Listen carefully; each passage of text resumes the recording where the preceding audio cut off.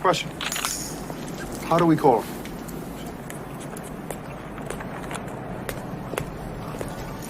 He gave us a signal.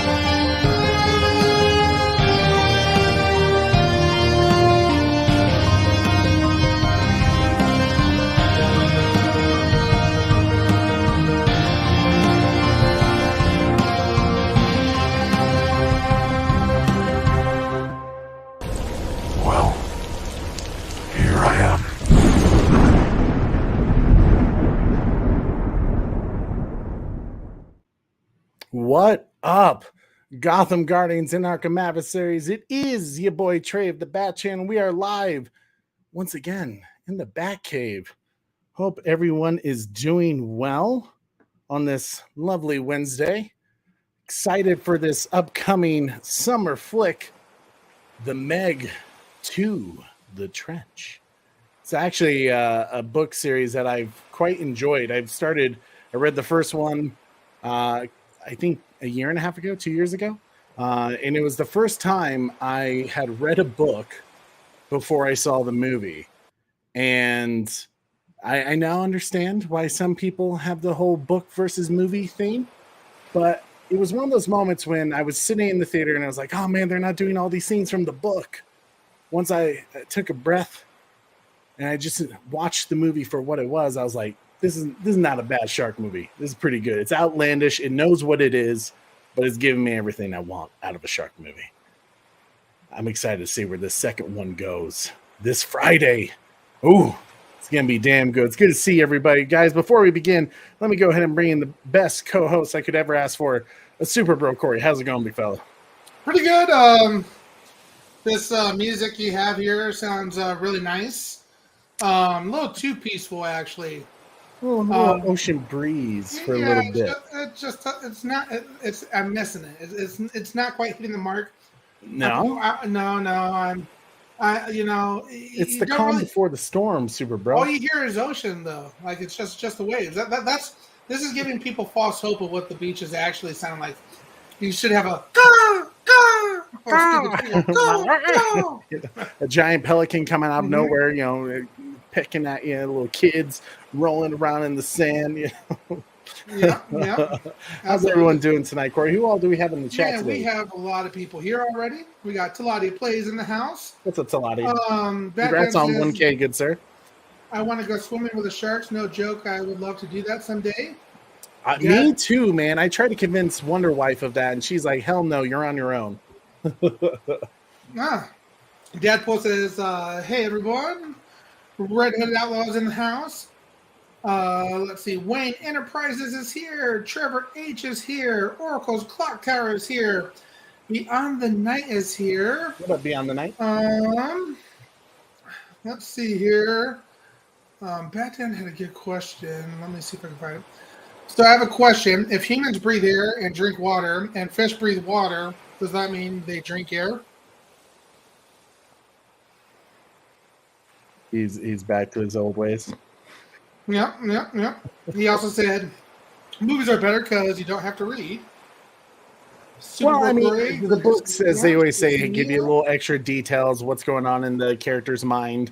And they don't worry about run times or, if it's family friendly. Books can just do what they want, And I heard with this Meg movie, there's apparently an R-rated cut, but I don't know if it'll ever get released. But for the first film of this book, this movie has been in development hell for like 15 years. I think the first book just had its like 20th anniversary. Actually, let me check here. It's by as I toss a poster. Hashtag restore the Snyderverse guys here, and the butler What's up? has arrived. He said, "Hi, Battalion." Let's see. Battalion. 1996. So almost, gosh, are they saying? I think it's, yeah. Oh, wow. 1995. Oh, he's talking about an article. Sorry. So I was reading a little bit of the front, but it's by Steve Alten. And he's actually a very talented writer. I've seen a few interviews with him. Would love to get him on the show at some point.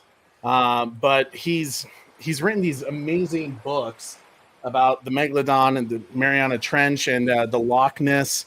And like I said, this book was like in movie development hell for the longest time. They just could never get it to work, and I think they were waiting for the technology to get there. They don't want to have the issues of Bruce and Jaws and stuff like that.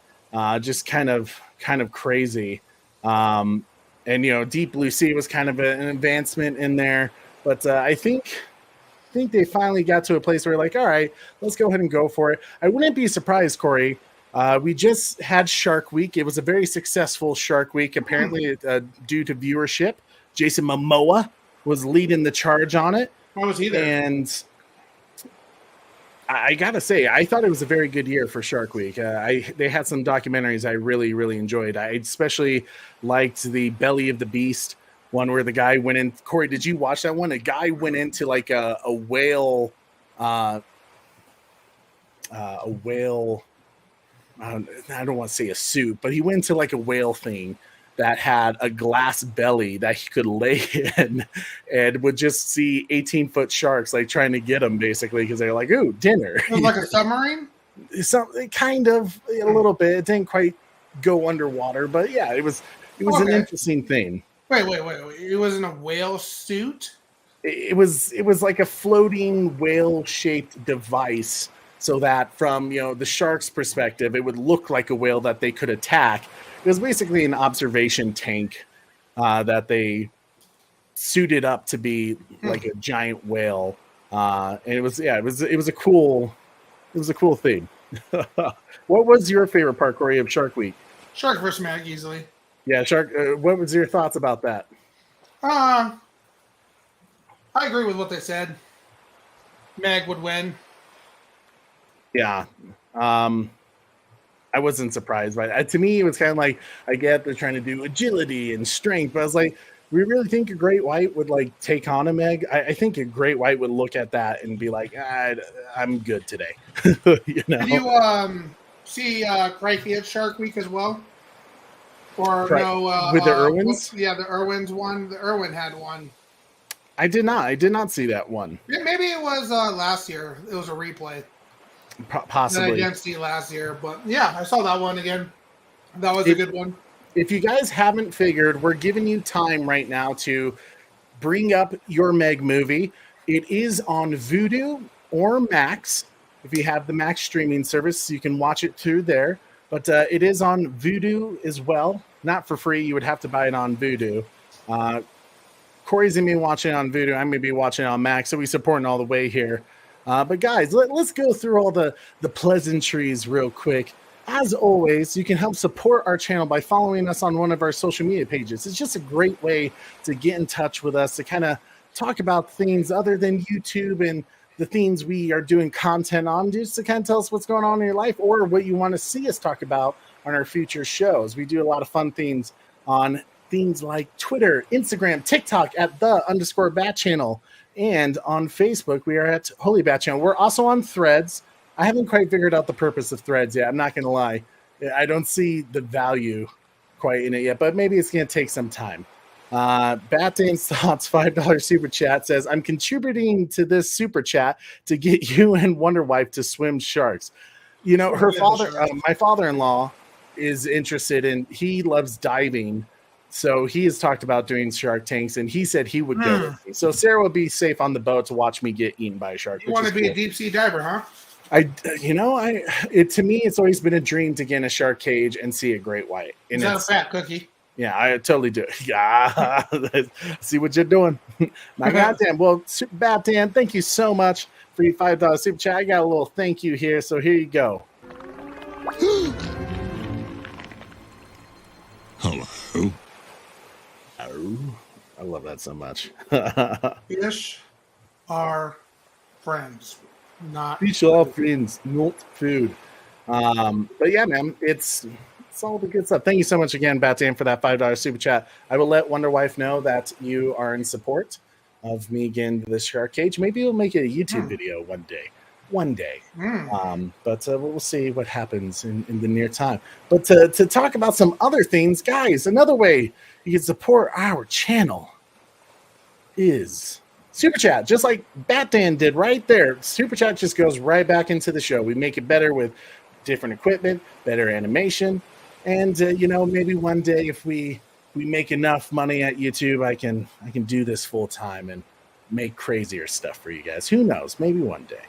We have some big things coming up soon for the Bat Channel when we do our 3-year anniversary show. Some big reveals that we're going to be doing. That's going to take this whole community to the next level, and I can't wait to share it with you guys. But we keep it a secret for now. Keeping it secret. But some cool things indeed. Guys, as always, liking, sharing this stream. Get all of your friends into the chat so they can watch Meg, so we can get ready for Meg to the Trench, because we are on the road to 10K subscribers. Yes, that is our goal. We just passed 2K thanks to you guys. We can't help the battalion grow without you. We need you to do your part. We'll make the content. You bring in the community with a hashtag battalion. Yes, we're not even worrying about 3K, 4K, 5K. Our goal is 10K. We're setting it high, because once we hit 10K, guys, as you know, we like to do a lot of charity streams. We've raised a ton of money on this show with American Foundation for Suicide Prevention. We've raised money for Feeding America. And there's many other charities that I would like to help out as well. Maybe one day we'll have the battalion pick which charity we help support one of these days. All the cool things that we could do together as a community. But YouTube does this weird thing where you have to reach certain levels to be able to do or get certain perks. And 10,000 is one of those for charity streams. So rather than what we normally do is when you guys give us super chats and we give money to those charities, and Corey and I cover, the amount that YouTube takes out, the charity streams, once you hit 10K, YouTube doesn't do that anymore. They make it a full-on charity fundraiser where I don't have to worry about covering your guys' portion, So just a cool way to get behind and help our channel grow with a battalion. Join it. Do it. This is the way, as always. What did Batan say there? It will contribute $100 super chat if you go swimming with sharks in the open ocean, no cage, covered in fish blood. Batan, I don't know what you're trying to say by that. I don't know whether to be like, oh, you're funny, or you really don't like He's trying to kill you. I think so. I think Batan's trying to say, Trey, we're not friends no more. Hurtful. I'm here to murder you. Look at all these hashtag battalions. I love it, guys. The battalion is our community. I've had someone reach out to me through the comments and was like, what is this battalion I keep seeing come up? The battalion is us. The battalion is we, I, you. It is our community. So wear it proud. Go on Twitter and do hashtag battalion. We know who you're talking to. Talking to the Bat Channel community. It's all part of the fun. Guys, I can't tell you how exciting of stuff we have coming up for this channel. But first, we're just going to have fun. We're going to do what we always do, which is enjoy the things that make us happy. Because the world is negative. Why not watch good movies together? If anyone's showing up who's like, hey, what's a watch party? Obviously, we can't show the movie on our YouTube stream because Warner Brothers would take us down faster than we could say, get out of the water. So this is just us coming together as a community. We're going to tell you 1, 2, 3, play. And we're going to watch the first movie of this franchise, The Meg. I believe it came out in 2019 or 2018, one of those. but I've been waiting for a sequel ever since. It's coming out this weekend. Meg 2, The Trench. I'm almost finished with the book. I'm super excited. The second book, I loved the first one. The second one, I'm enjoying it even more because it's crazier. I don't know if they're going to be able to pull it off in the movie. I'm sure they're going to kind of do their own thing, but we're going to do our review this weekend. I'm seeing it Saturday. That was the earliest time I could see it, but we'll do our spoiler-free review. Maybe we'll do a spoiler review depending on how well that spoiler-free review does and do like a book versus movie video. But yeah, all the good stuff. Corey, what was your thoughts on the first Meg movie as we give you guys 3 more minutes to pull up your video? First Meg movie was it was fun. It was really I'm thinking about Dwight Schrute right now. I knew you would say that. That's honestly what I thought about it. It's funny, it's still Dwight Schrute there. So no, it was a great movie. It was a lot of fun. Jason is fantastic. Jason is Jason. Mm-hmm. You can't ever be disappointed with what Jason offers you. Yeah, absolutely. So Dwight Schrute, indeed. Yes. But yeah, it was good. It was good. I enjoyed it. In terms of shark movies, is it in your top 5? I would say yeah. Yeah. Yeah. I would say so as well. Like for me, it's like obviously Jaws is always number 1. Nothing will ever beat Jaws. Exactly. But the rest of the Jaws, like Jaws 2 is okay. Jaws 2 is worth watching. I showed Sarah for the first time Jaws 3D, and she hated her life. But I did show her Jaws Revenge, and that one I'm actually surprised. I seem to remember the first time I watched it and going like, "Oh my god, this is trash." But watching it recently, I was kind of like, there's some good things going on here. It goes through a little more supernatural element to it with a shark chasing the Brody family around. But all in all, it's actually the acting is actually fairly solid. And the shark is actually not too bad either. It's far better than the 3D shark. I think Law just watched Jaws the other day. Did you? Oh, that's awesome, dude. I thought I saw it on Twitter. Law did a reaction to Meg 2 The Trench, and I think it blew up, dude. Congrats on that. That's awesome, man. I'm so glad to see that. But yeah, man. Corey, did you ever see The Shallows with Blake Lively? Yes. That's a solid one. That one doesn't get enough credit. It's actually, to me, I think I'd go Jaws for nostalgic reasons, probably Deep Blue Sea, then Shallows, Meg, Jaws 2, and that's kind of my top 5 right there. Yeah. Interesting. You what's your thoughts on that? Yeah, no, I'm surprised you did I'm surprised you didn't put like USS Indianapolis in that mix up. It's okay. The Indianapolis the movie is good. Like the story, here's the problem with that movie. The story is good, right? Like we all know the story. The story is frightening. It's the scariest thing in the world. I don't think they executed it as well because of you could tell it's suffered by a lot of low budget. Yeah. Yeah. Well, I think that's something that is kind of wrong. Like that's why. That's something that's wrong with shark movies in general. Like, if you think about it, since Jaws, there really hasn't been, besides Meg, and attempts like Deep Blue Sea and the Shallows. Yeah. The movie quality for shark movies is really not that great out there. Sharknado. I'm surprised they have Sharknado up there. But like, if you look at it, the issue with a lot of shark movies is it has more of a old sci-fi channel vibe to them, and yet nothing has been like super great graphic wise. The shark always kind of looks a little off or fake. And I love Deep Blue Sea, but the shark does look a little fake in that as well. So there's moments, yeah. So the Meg. is really, the first probably big movie, um, probably in our lifetime that is a high quality shark movie.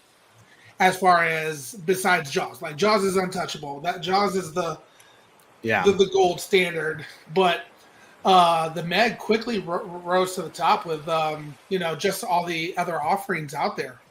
Yeah, as you and I kind of talked about this with the movie 65, where like in a genre of dinosaur films, where it's like when you think about the best of the best dinosaur films, Jurassic Park, Jurassic World kind of take the top 6 spots, right? Like even for some of them aren't as good as the first one or the first Jurassic World, or Lost World. Really, it gets that thing where like 65 was a welcoming film that you're like, please, just more bigger budget dinosaur flicks. That's how I felt about Meg, where it was a good sized budget Hollywood summer flick that they know they're kind of outlandish, they know it's kind of crazy, but they kind of went for it. They took it a bit serious, and I appreciated that. Do you think that people don't really make shark movies because the story? I think no one. Yeah, I don't think. Well, I think the issue of trying to film on location. People don't want to try to Dan compete just showed with. me a shark picture. That's cool. That's cool. I dig that, dude. I think everyone just knows that it's kind of like dinosaur films. Once again, no one wants to compete with Jurassic Park. No one wants to compete with Jaws. Because it's like one of those, how do you beat that film? Even after almost 50 years, it's still one of the greatest films of all time. How do you beat it? And no one has in the last 50 years. I think if you are making a shark movie and you don't go, okay, let's make a movie as good as Jaws, if not better. If you don't have that mindset, you shouldn't do it. If you feel that pressure, that's good. You want to make a quality film. But the moment you're like, let's just make it crazy and completely out, ridiculous, which, like you said, Meg realizes what it is, and it doesn't try to be something it's not. And that was a smart approach. They made the best movie they possibly could with the story that they realized was kind of scientifically crazy, but they did a good job approaching it. And I think they actually put out a good film. So I'm excited for you guys to watch it with us today. So hopefully, yeah. No, you're absolutely right, Trey. And then the other thing I wanted to say was I'm surprised the Megalodon movie, Shark Week Megalodon movie, wasn't in your top 5 list. I know where you're going with that, and I appreciate it. Good times. We need shark repellent spray for armor utility belt. Yes, we do for this movie, but I'm not sure you have enough. I have a confession, Trey. That picture is Photoshop. No. All right, guys, here we go. Hope you have. Wait a second, Trey. 9 Lives in Hell here wants to know the story.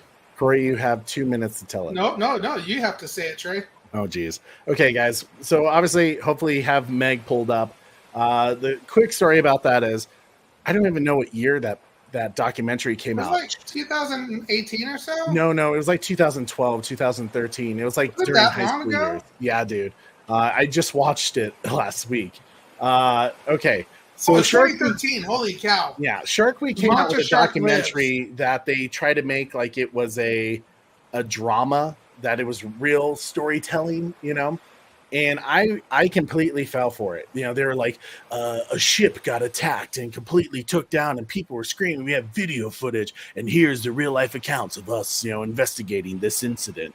And they made it basically this whole thing that they discovered a megalodon had attacked a ship, and they were going to try to see if they can get video proof of it.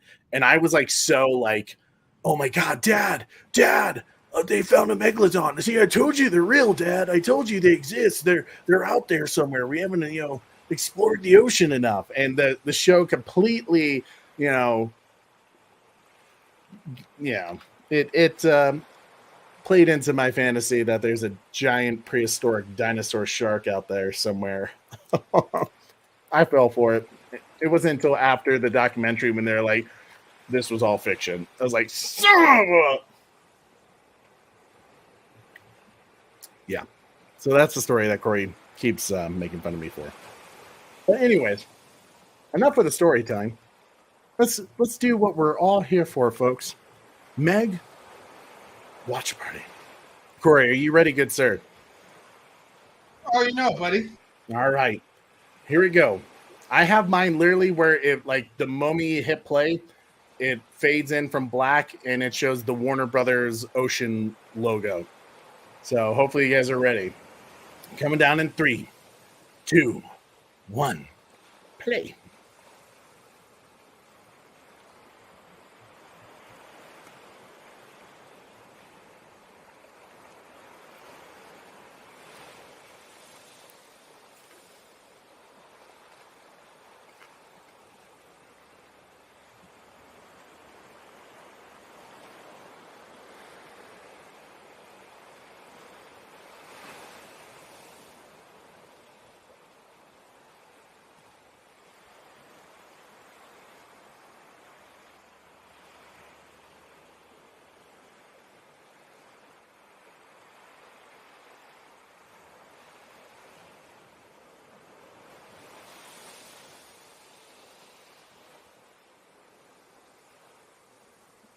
This was like one of the first things when I was watching the movie in theaters and had just finished the first book, the Steve Alten deep novel terror book.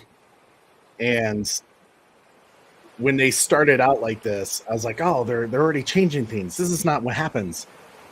You know, Jonas is, on a scientific research study. It's not a rescue mission. Jonas is kind of similar in the book versus the movie.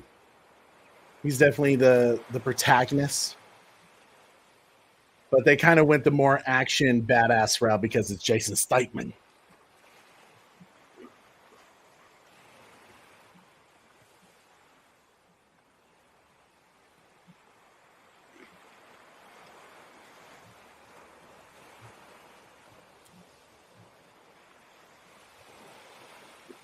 I'm throwing popcorn at myself.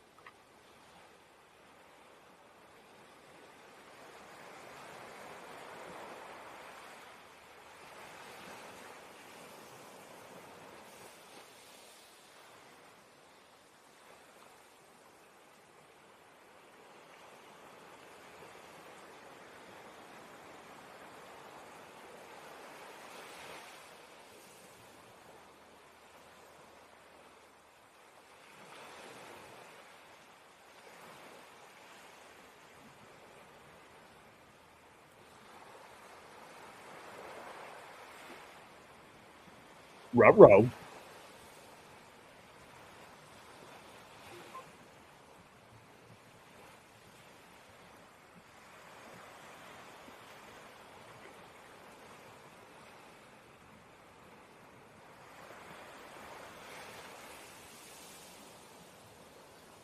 We just started, Law. Yeah. 3 minutes in. What's up, Tim Stock? Release the Snotica. What's up, Tim? Re-release the Snyder with the Green Lantern. Yeah, re-release, yeah. Ken Lives Matter.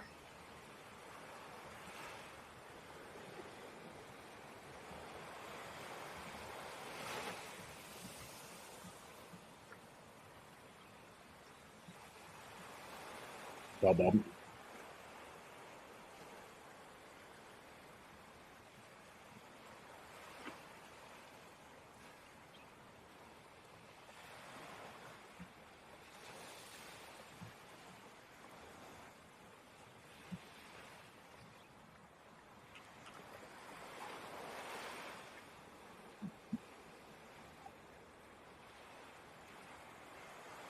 Ooh. So Heller does exist in the book, and him and Jonas do have kind of that relationship where they don't like each other really. Ever since this event where Jonas sees in the book the Megalodon, and in the book the Megalodon is luminescent, it's albino. because they figured Steve Alten suggested that because it was in the Mariana Trench, no sunlight, that it would probably be like some of the deep sea fish that we have discovered down there. And when Jonas sees this giant ghostly head attack his sub, and he shoots the ship up too fast, and the pressure, and obviously that type of issue when you travel up too far, too fast back to the surface, it gets a few people killed, and Jonas loses his license to be a sub diver, and he ends up becoming, he tells everyone this account that he saw something, and everyone thinks he's crazy, so he becomes a marine paleontologist, basically, that specializes in the Meg, and basically the science community laughs at him because he's like, the Meg is real, I've seen it, it's out there. It's kind of a crazy thing. Mike Zilla, my man, it's been a while, brother. I hope you've been well. Hi guys, I really enjoyed the Meg. I remember watching it when it came out in theaters. Didn't know about the novel, but I wanted to see it because of the Meg and Jason Statham. Can't wait for Meg too. I do have, guys, in our description, the link to Steve Alten, the author of the books, website, as well as he has a new collection coming out, his final Meg book, Meg Legacy. He has a whole series set. I think it's a total of 7 books. It's a bit expensive, I won't lie, for all 7 books, but like really high quality printing, leather bound, it's like $500, I think, something like that. But just for the new Meg Legacy, which I do plan on getting someday, I'm still working on Meg 2, The Trench.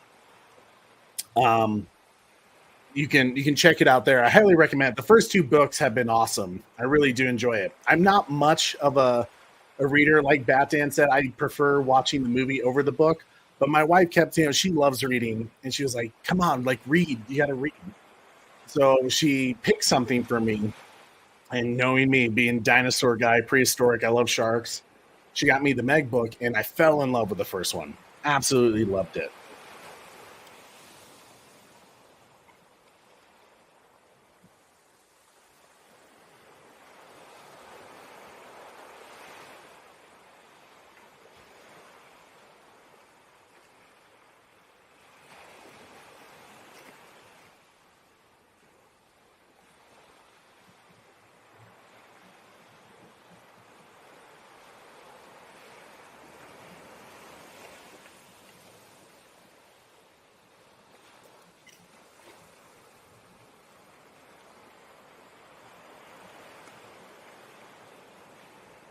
I also decided to go with the theme, the Shark Week, Mountain Dew, Frostbite. You know me. I had to make it a theme.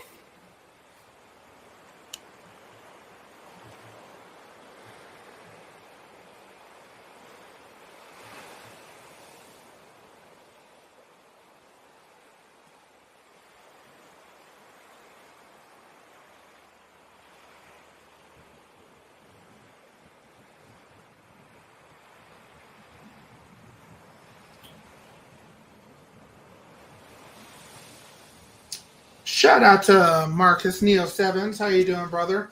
Said I really enjoyed the Meg and look forward to its sequel. Got to go to work. Have a great show, guys. Thank you so much, Marcus, man. Appreciate you stopping by, my brother. Hope work goes well for you. And to say thank you for your $5 super chat, I'll give you a little some. Here you go, sir. This is for you. Better get to digging.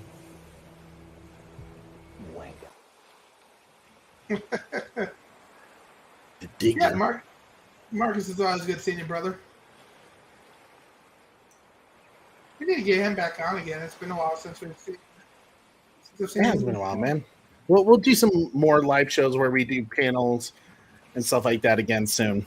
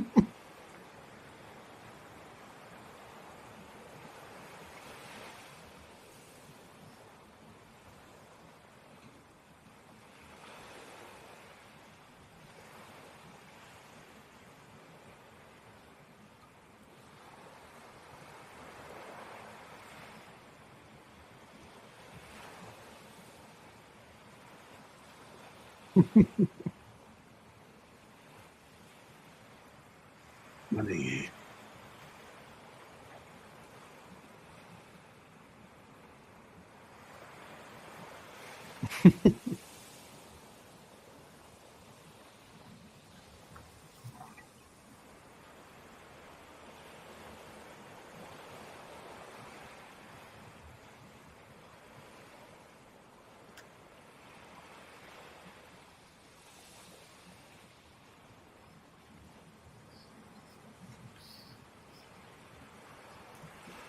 So here was another thing that really threw me off, book versus movie.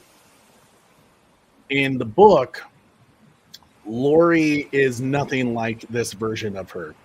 Yes, she is.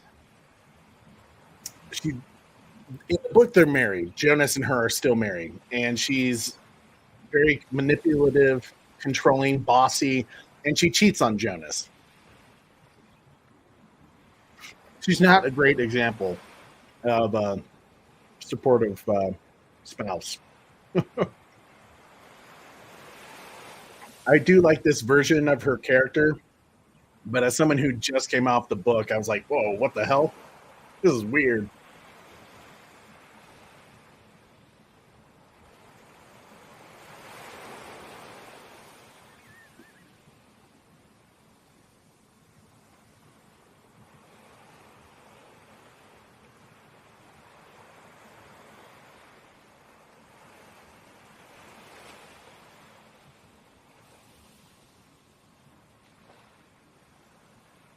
So cool. The music, if it sounds familiar, is composed by Harry Gregson Williams, who did the first Wonder Woman movie.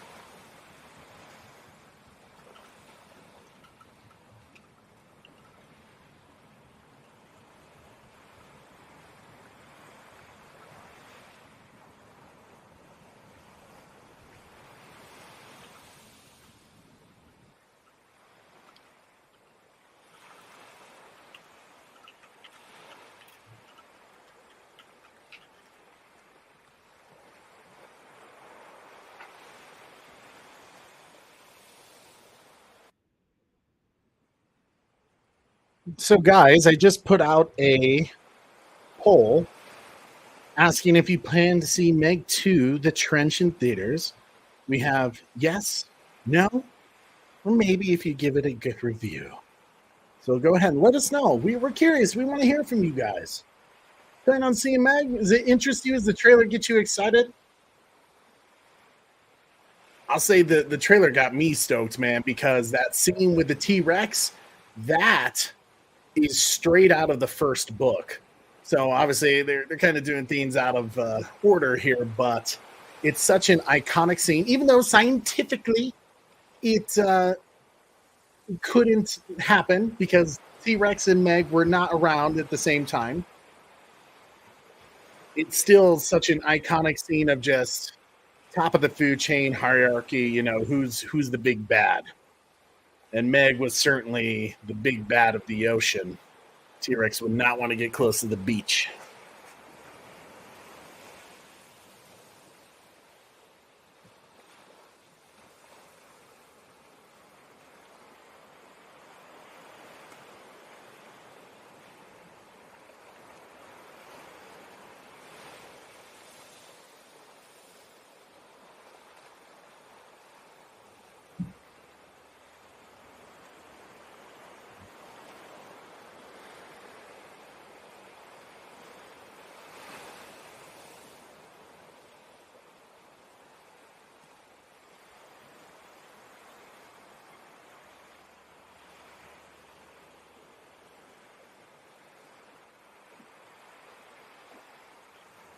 I agree, Carrie Kelly. It's just a fun one. Laugh out loud. That's why Max said they were the worst couple in the world. Yeah, they don't quite go into why they were. I mean, and he says it lasted basically only a year in the movie. In the book, they're married for quite some time. In fact, I think they were like high school sweethearts.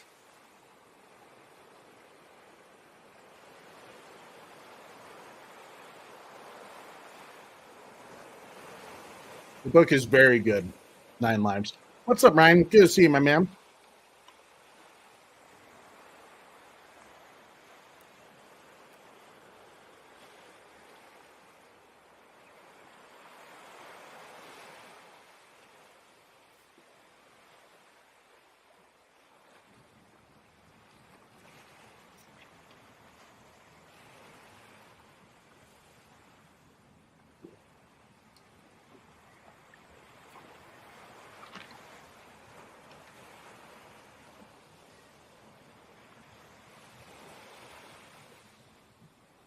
Thailand. Thailand, you know. Batman says, "How do you know, Trey? Were you there?" In terms of scientifically, you know, we've done some carbon dating, and that's usually science. Listen to science, or not.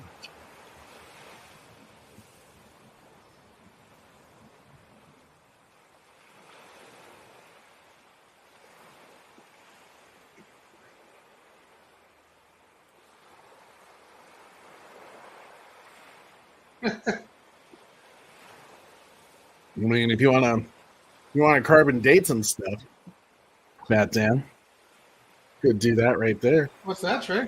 It's an actual Meg tooth, dude. Was that the one that G unit found? No. Grandma has the bigger megalodon tooth, which I can't wait to look at that again one day. But no, Corey, this was actually when I worked at the local theater in the town of Parker. Yeah. One of our patrons, his summer job is to go get Meg teeth. You worked at the theater? Yeah. I don't remember that. What do you mean? Guess I don't remember that. The Pace Center? Oh, yeah. Okay. Yeah, the theater. But yeah, his summer job was to get Meg teeth, and this movie was coming out, and I was telling him, I was reading the book, and I'm like, oh my God, I love it. It's just so cool. Can't wait to see the movie. And he was like, well, dude, like I get spares all the time, like extras. I'll grab you one. And he brought this to work one day, and he was like, here, this is all for you. And I was like, oh man. So it's one of my prize possessions. Obviously, this was small Meg. But you can imagine if this was sharp, crushing down on you, that would be no fun. No bueno. Man, the Pace Center. I haven't thought about that place in decades ago. They had the cool shows going on, man.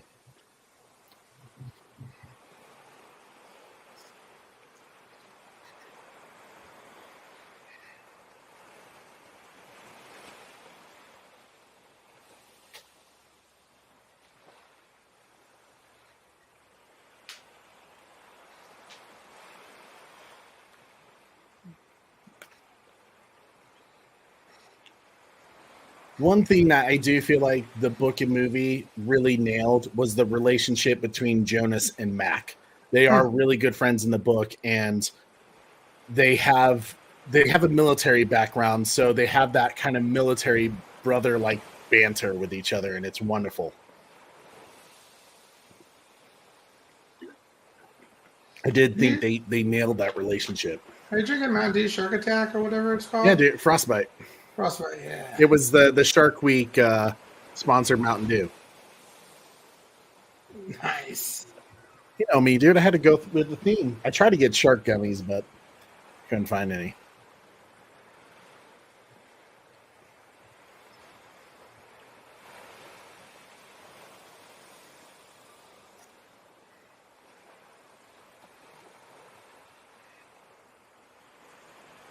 Notice how their sub wasn't driven around by a Logitech controller. Yikes.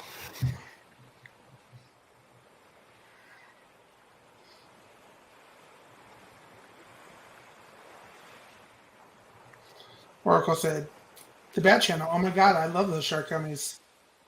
The blue and white ones. Yeah. Nice. You got some Swedish fish.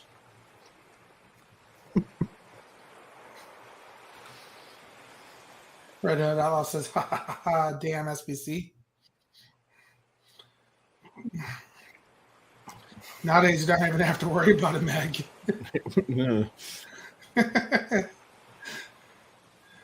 Just implodes on itself. Yeah.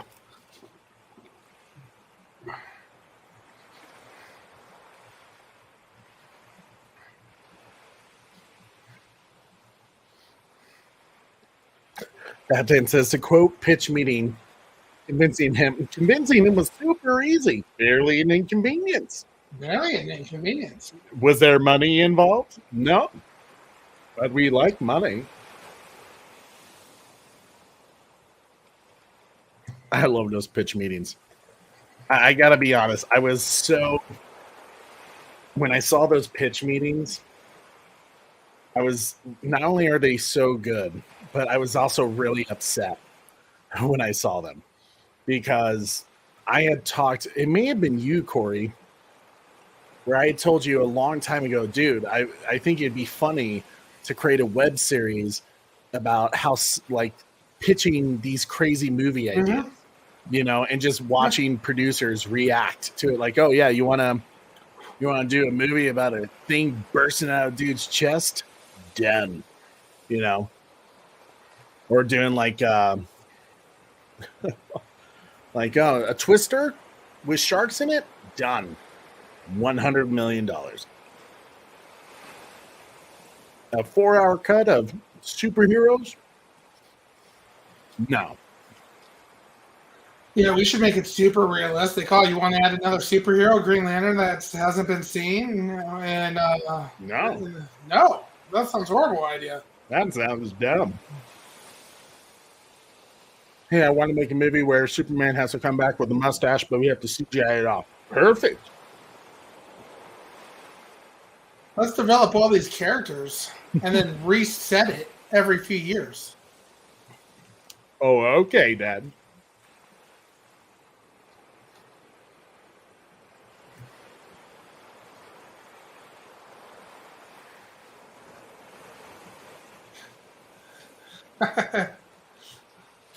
I was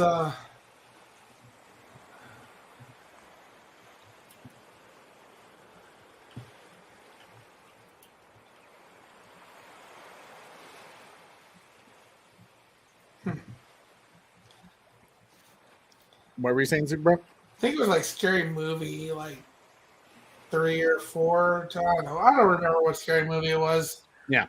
But they have that one. What's that one Scary Movie with Sarah Michelle Gellar in it? It's like. I think that was the first one, wasn't it? No. It's the actual Scary Movie. I know what you did last summer. Something No, like that. no. Talking about the Asian one. The doesn't it start with a G? something like that. I can't think of it right now, but I saw a short where they were making fun of it in Scary Movie. Mm-hmm. And I saw a short of it recently, and I just realized for the first time that she really wasn't speaking Japanese. That all she was saying was like Toyota, Arigato, all these different, The Grudge. Japanese brands. Yes, the Grudge. That's it. Now she was just saying, like, she was talking, like, pretending to talk Japanese, but all she was saying was different, like Hashimoto, Honda, like Toyota.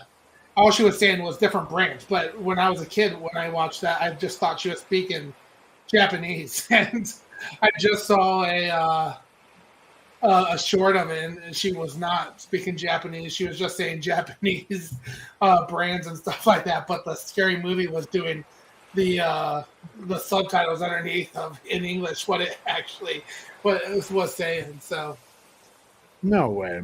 yeah, I'm gonna have to look that up.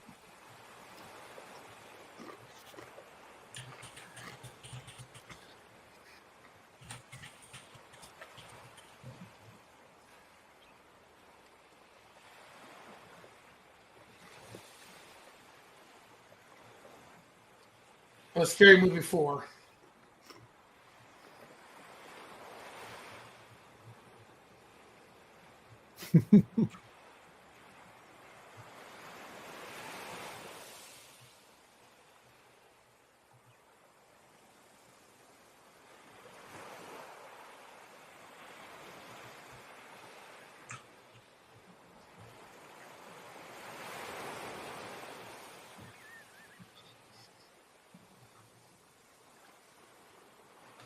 Really? I found it. Put it in the back chat.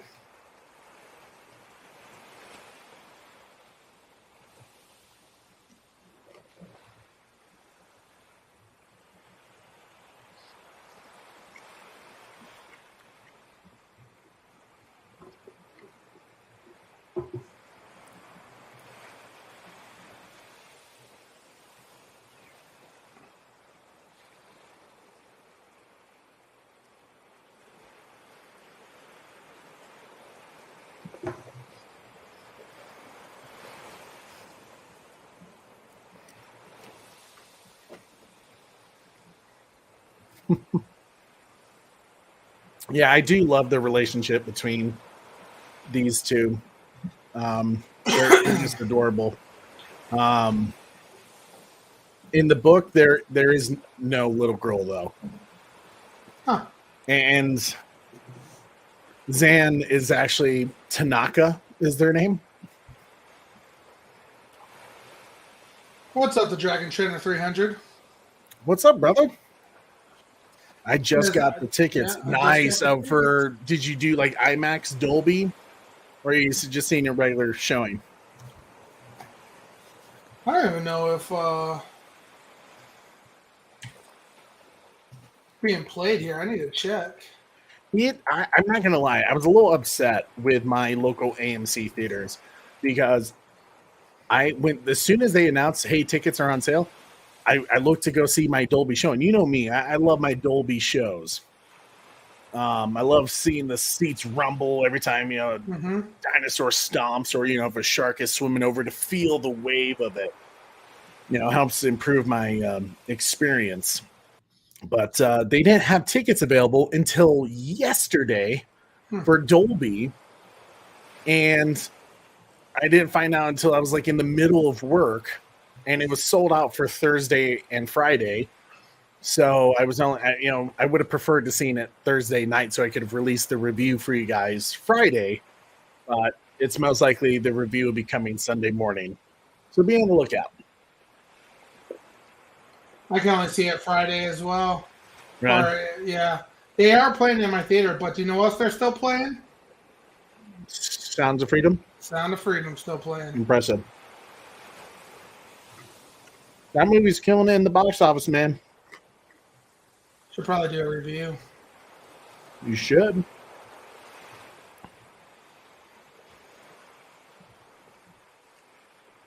No, I went on the app Fandango. You went on the app Fandango. Oh, okay. Oracle says hi.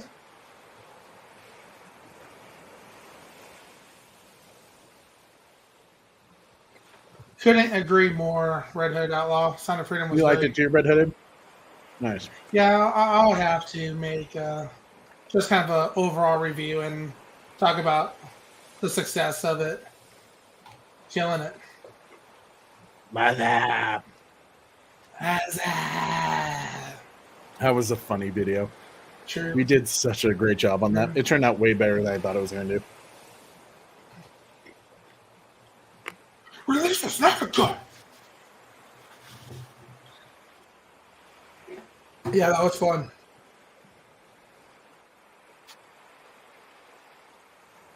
Back when everybody was working together. Right?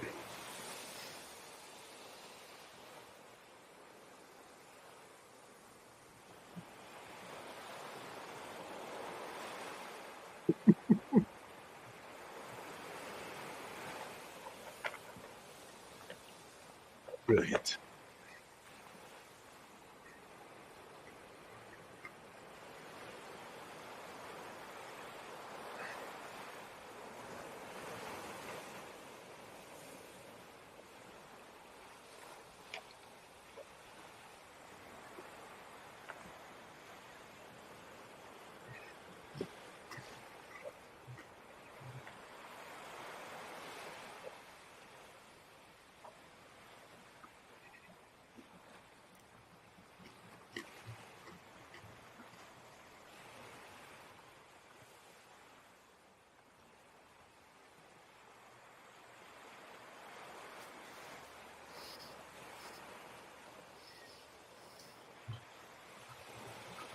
The Dragon Trainer 300 said, "Is that a Godzilla hot?"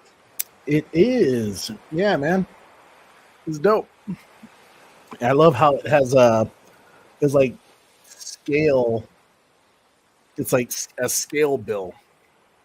I dig it. Yeah, my wife found it for me. Would you? Love Godzilla, dude. As you can see, I have the Godzilla score from Bear McCreary, King of the Monsters. And I haven't read this yet, but it's a new comic that just came out, Godzilla Here There Be Dragons. I'm excited to read it. Should be pretty good. Here there be dragons. Tortuga. Tortuga. Super excited for the Justice League versus Godzilla versus Kong comic crossover. That's going to be crazy. Never thought I would see that. Yeah, I'm actually looking forward to that one. I want to get that comic.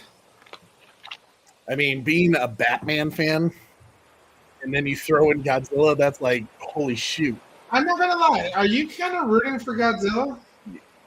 Because I kind of am on this one. Like, I'm a Superman fan too, but I'm kind of rooting for Godzilla. You know, someone actually asked me, like, who do you think would win, Godzilla or Superman? Superman would obviously win. Well, I think people would immediately say Superman because Superman's considered the strongest being in the world. But this particular Godzilla, Legendary's Godzilla, draws from the same power and energy that Superman does. So they actually would be fairly even matched. It'd be a good fight, I think. It'd be a I good think fight. it will be. Superman In will terms come of out with who a win, wins, though. it's Batman. Batman does not win that. Batman's always prepared. No.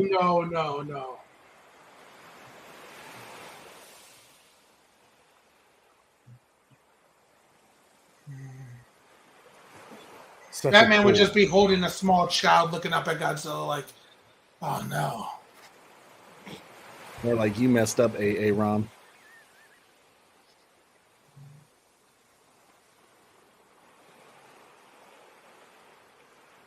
Marco said, here we go again. Batman is wrong. Like I did that, Batman? There it is. Who said? Corey said he's wrong? Or no?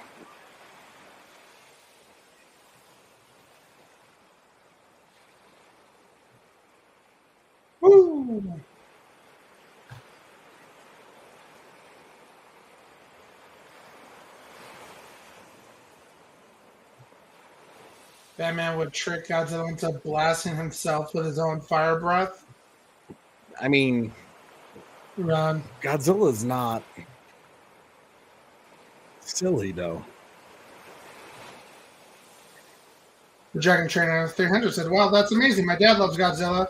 He has the mini action figures and the Funko Pop of Godzilla." Wow, that's cool.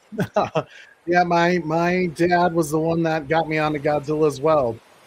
The first movie I think I ever saw, Dad showed me, it was like Creature Features on Sunday or Thursday, something like that. And I saw the first, well, kind of the first, the American revision of Godzilla King of the Monsters with Raymond Burr, and fell in love with Godzilla right then and there. But the first movie we saw in theaters was the 1998 Sony Godzilla. I know. I like that Godzilla. But we did a watch party of it recently because it just had its 25th anniversary, and Corey and I both kind of agreed, like, this film has nostalgic value to it. You know, it got a lot of us into Godzilla, you know. We actually have a short on how it should have ended. Yes, we did.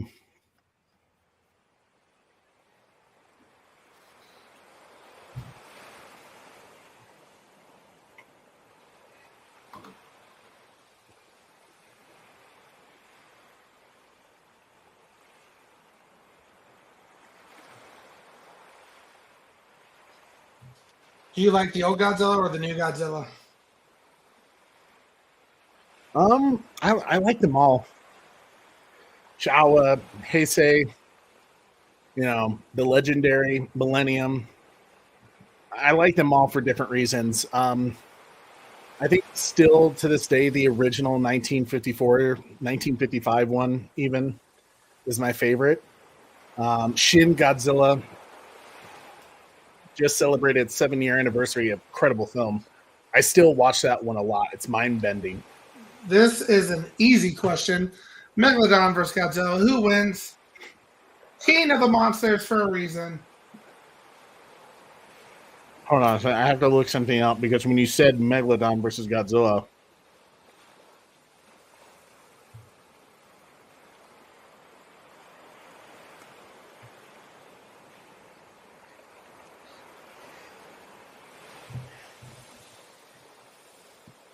okay. I got thrown off a little bit that time. When you said Megalodon, I was like, isn't it Megalon? Is that what you're talking about? Megalon? that is a villain in Godzilla. It's a villain kaiju. Kind of a beetle-looking thing. Godzilla wins that easily, dude. Haven't you seen the video where shark eats a great white, attacks the orca, Megalodon eats the great white, and again Godzilla swallows the Megalodon? Yeah, dude, all the way.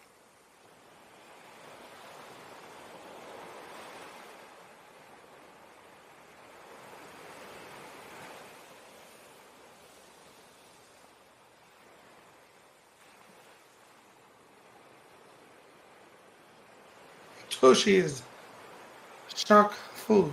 He's gone.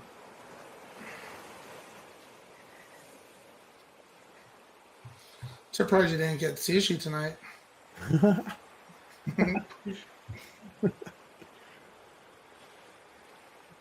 I actually asked my wife too, but she didn't. We did steaks instead. Red Hooded Outlaw says, just to piss off the Bat Channel, Meg, LOL. Good job, Red Hooded Outlaw. Oh, sure. Shark food.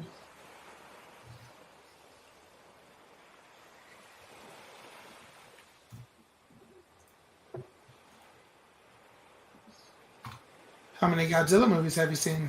All of them. Yeah. I knew that one. All of them. Gojira.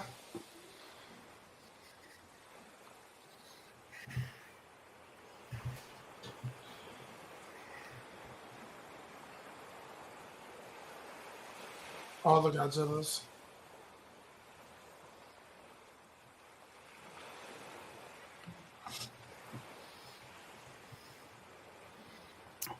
think, what has it been now? I know it's approaching, I want to say it's approaching 40 films now. I think there's 33 that Toho has done. I'm excited for Godzilla -1. Ooh, man, am I excited for that one.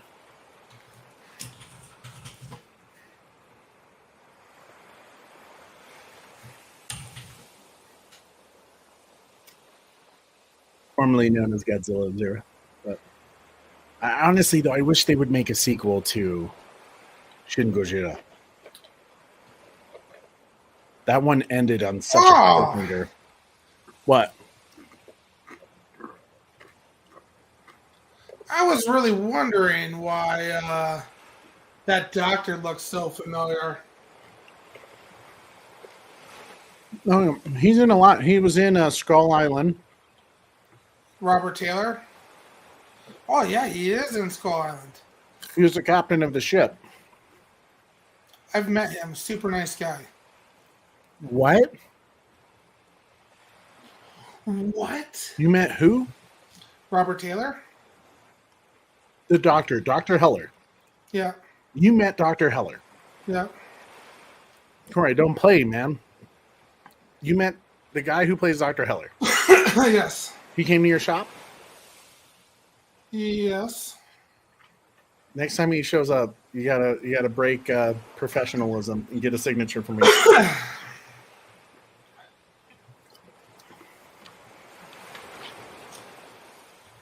You want to hear something super crazy?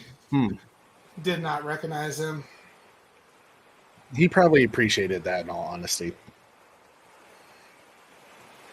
Like, but I'm horrible about that with famous people, because I've ran into and have bumped into a lot of famous people, but it's not like something like you're thinking about, like actively thinking about, like They're just a regular person. yeah, they're just a regular person to me, and I treat them like a regular person. That's No how I special roll. treatment, I'm like, it looked familiar, but I'm like,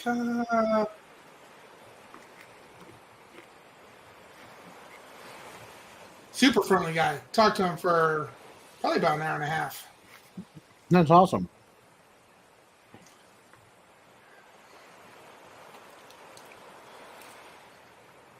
Told me his name. I was like, why does that name sound familiar? I still didn't put it together. So after He's he probably left, so confused. Like, damn it, man. I was like, man.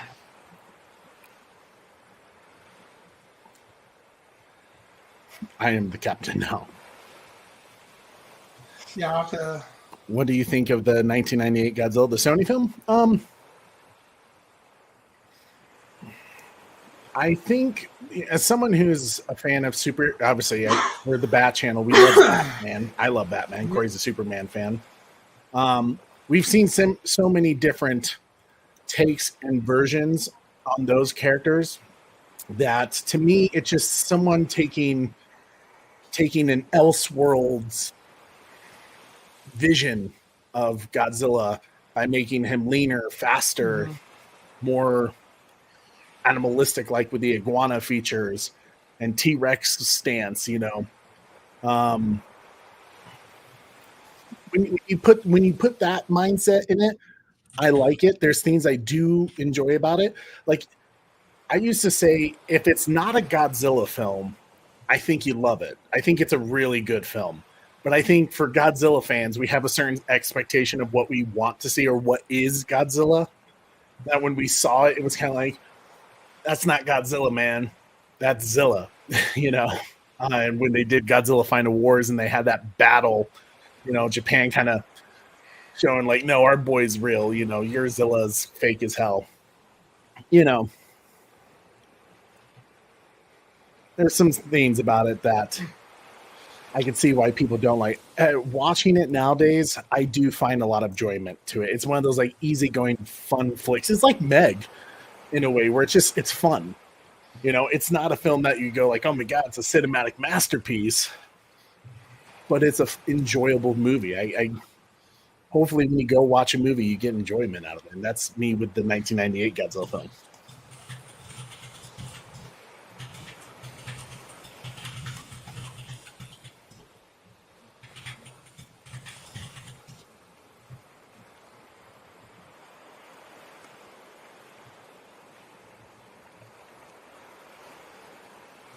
But yeah, he's I was gonna say Robert Taylor is also in a show that I just started watching. Is he in Manifest? No, Oh. I actually completed Manifest. Manifest is fantastic. Was it? I need to watch it. Amazing. Yeah, I kind of want to review it, and after the strike, I want to reach out to some of the people, see if we can get them on the show. But he's in Longmire. He's the main actor in Longmire, the sheriff. Oh. Sheriff Longmire.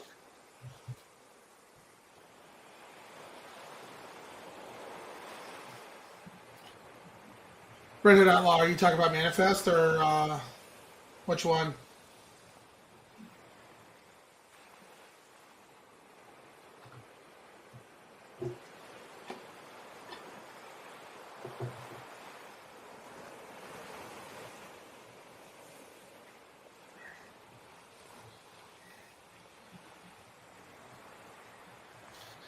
It's crazy how many movies that guy's in. And shows. Like, I should have known right away. It's kind of embarrassing. But there was a time where, like, I was talking to Ed McCaffrey for, like, a solid, like, hour and a half as well. No clue who he was as well. Oh, wow. People were like, oh, man, I can't believe you were talking to one of the Tres Amigos. I was like, what? You know who is one of the nicest guys in the world? Peter Cullen, man. He was so nice. He had a ginormous line at the Fan Expo that we went to here in Colorado. And he actually took some time to like speak with us. And I really appreciate it. Like you could tell that man is a professional through and through.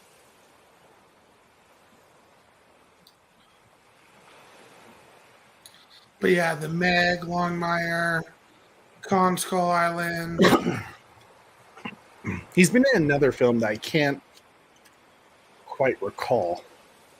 I want to say he was like a soldier. Into the Ashes. No. What else did I see that popped out? Vertical Limit. He was in Vertical Limit, yep. The Matrix, Agent Jones. Oh, wait. He was in Vertical Limit. Oh, Who was he in Vertical Limit? He's Taylor. Yeah, he's one of the like best climbers that he doesn't go on the trip, but he's the one that gets that bomb solution on his shoe and they take it off. And yeah, I mean, it's a crazy scene. That's a great movie. I do like Vertical Limit a lot.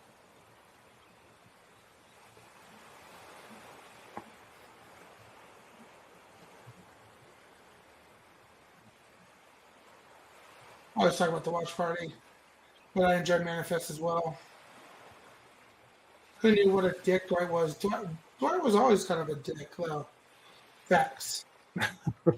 Still in season 1 of Manifest. Manifest is it's one of the best TV shows out there. Started on oh gosh, was it NBC or?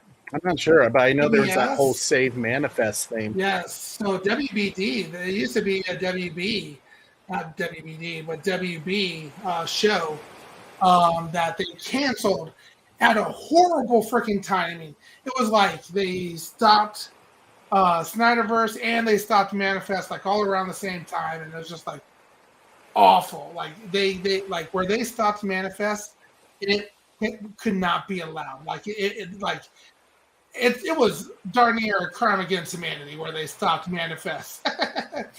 But they did the same to Lucifer, dude.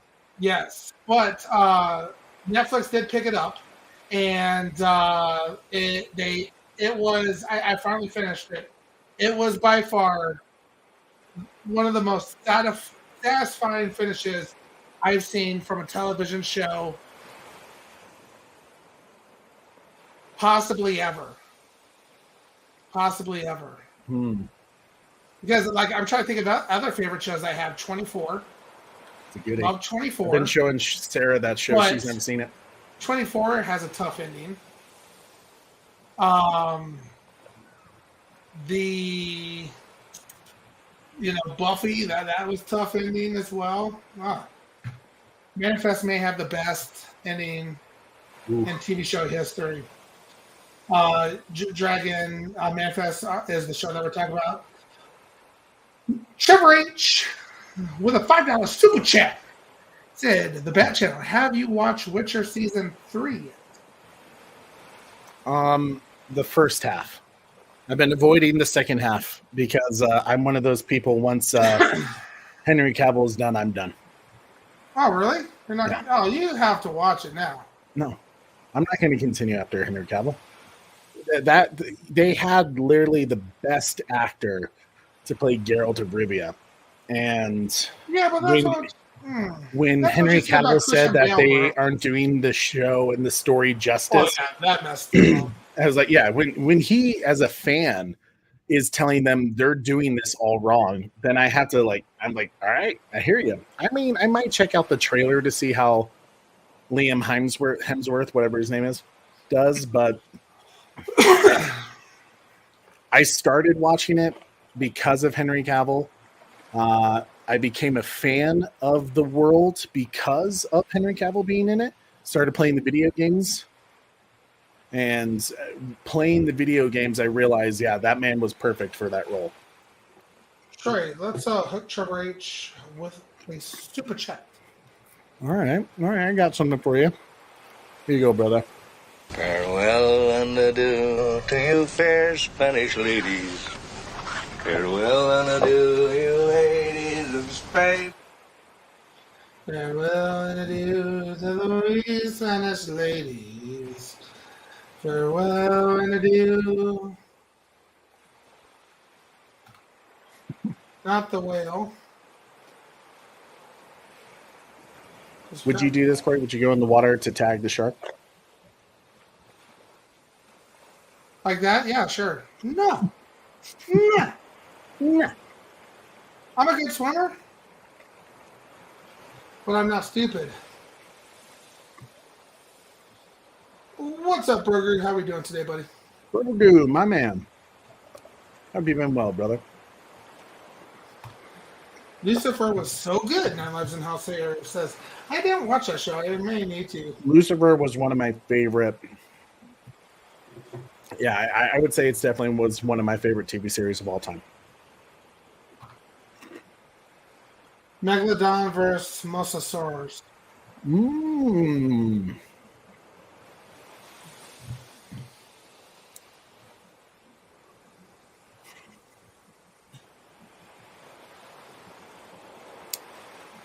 Damn, that's a great question.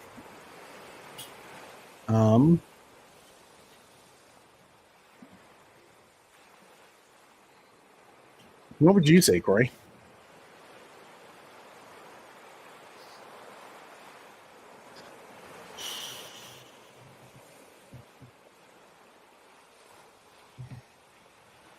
That is tough.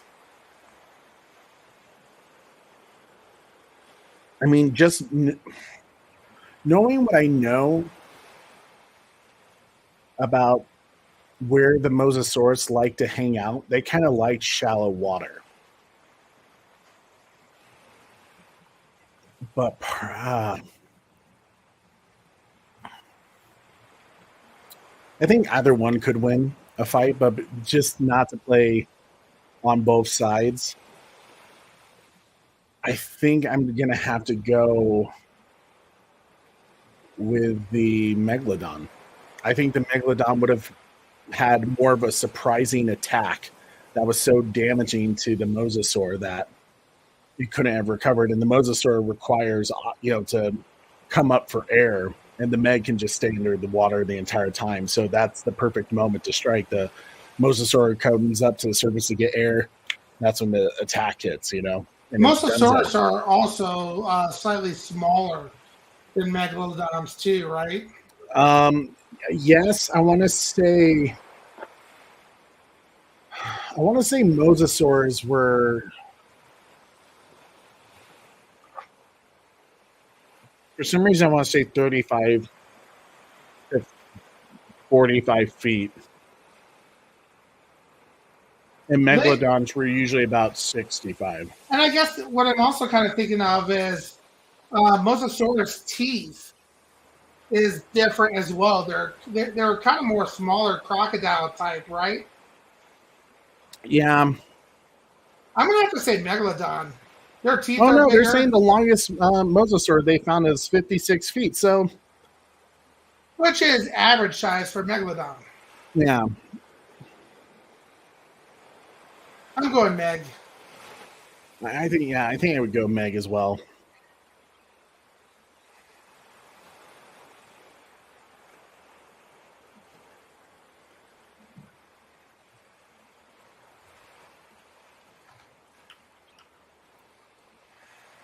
How many shows have you binge watched? Quite a few. Yeah, quite a few. It's actually how I prefer to watch shows now. I know. Remember when we were doing Sundays every weekend for Walking Dead? That was rough life. They'd leave you on such heavy episodes. The painters, and you're like, damn the devil. Right. Damn the devil to hell. Ladies. Did somebody say Spanish ladies? We did. Netflix lost Henry Cavill, but they can have a chance to bring him back. Especially with the writer's strike. I mean, Witcher's going to be delayed for a while. Terry Kelly says Meg. Aerodactyl said Mosasaurus. Oracle's Clock Tower said Mosasaurus. Batman says Megalodon. I read Mosasaurus were smaller. Hey guys, if you like Godzilla movies, there's a 24-hour Godzilla channel on Pluto TV, channel 153. I've only been watching PBR and Star Trek and Iron Chef on that. I'll have to check that out, Burger. Thank you. I need to expand. And Hell's Kitchen. Watch a lot of Hell's Kitchen on Pluto. There is one movie I'm searching for. Meg all the way, says Bat Fanatic. For Godzilla that I haven't seen in decades. A decade, I should say a decade. Probably getting close to 2 decades. Godzilla versus Biollante. I've been searching for that one everywhere, and I can't find a copy.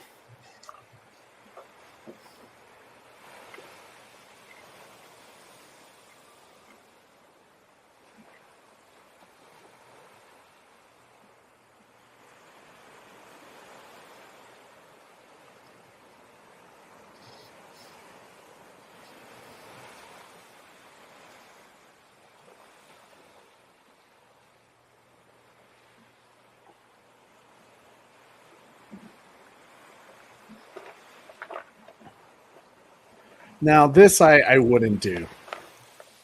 I would not get in a Shark Tank if there was a Meg in the water.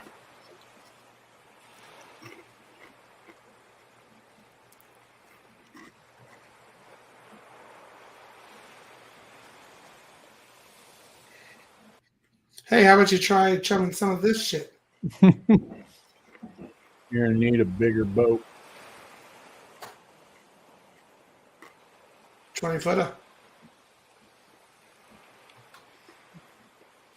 Great Godzilla film. Brookie says, oh yeah, I got that one. A box set. You do?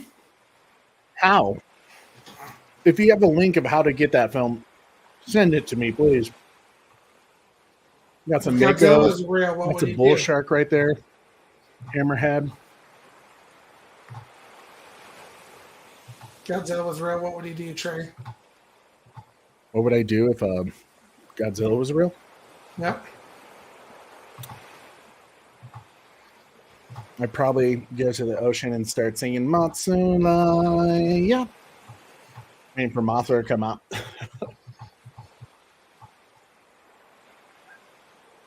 You know what I'm doing?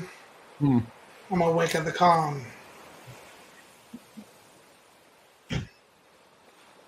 Awaken the calm.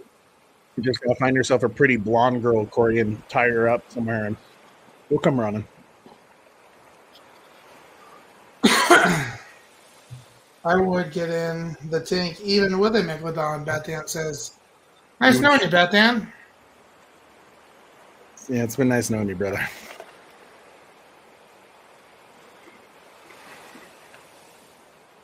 Ooh.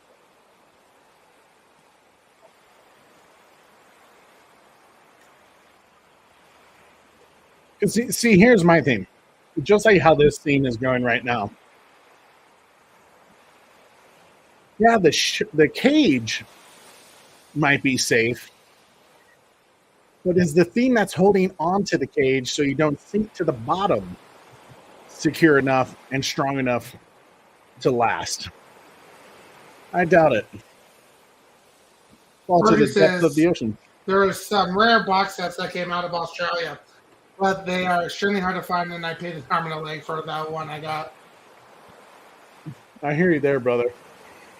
My wife got me the recent Blu-ray collection that came out of all the Showa era Godzillas, and that cost a lot.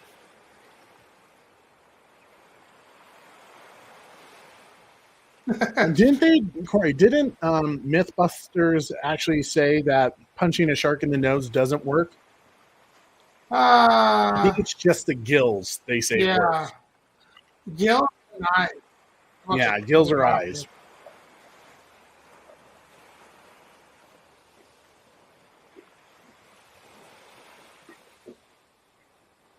Well, the nose to me always seemed like a kind of a stupid thing to say. Because if you go to punch a shark in its nose, that's the front of the mouth area. You know what I'm saying? So why would you extend your arm towards its mouth? You know, like opens its mouth and takes it by the arm. Well, my thoughts are is the shark can maneuver much faster than you can in the water, so you might as well not put your hands anywhere near its mouth. The gills and eyes would probably be the best. But in all honesty, sharks don't seem like they really want to eat us, unless if it's a bull shark. Those suckers are mean.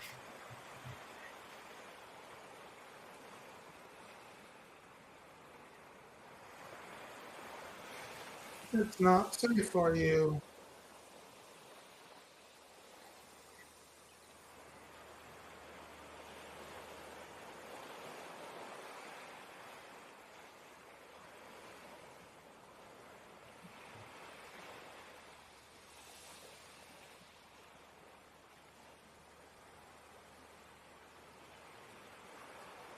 Facts, man.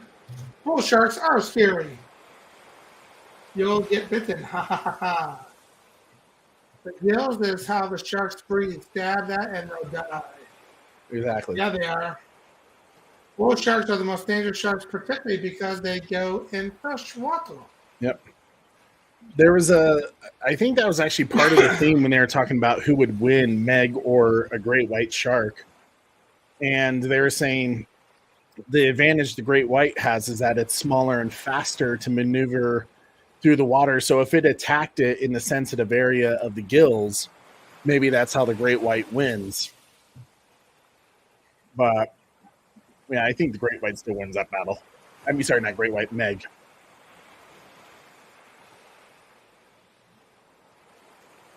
Megalodon's such a jerk.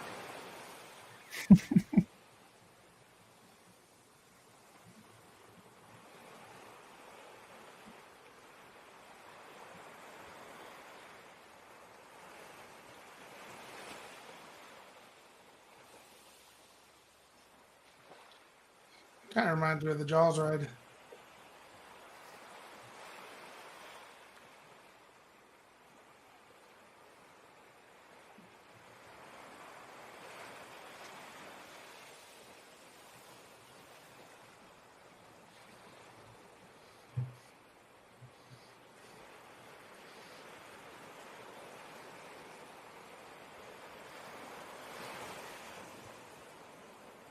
All right, Trey.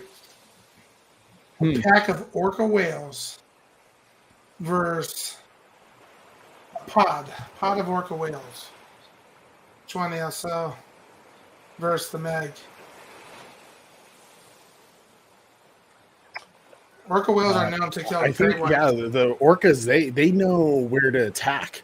I'm talking That's what about they've a seen. killer whale chief. They eat great whites. I think that they say livers because it's packed with something. It's packed with something they really like. Nutrients. Well, some type of nutrient, but it's a specific type.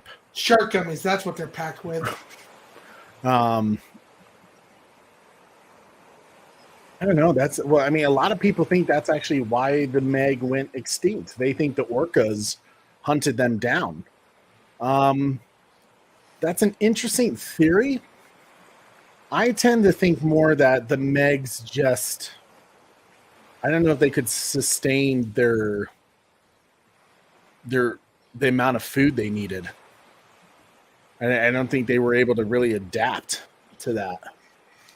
Well, creatures weren't getting as big, and the whales, they were. I don't know. It's a mystery for sure of why this ultimate predator went extinct. Killer whales killed them. Have you ever seen the Orca movie, Corey? The one that Richard Harris? No, I have not. It's actually pretty good. Seen Free Willy. Not the same. Don't do it.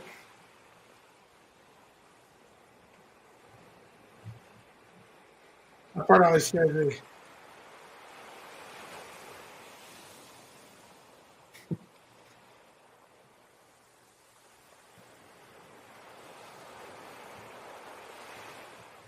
Boom, boom.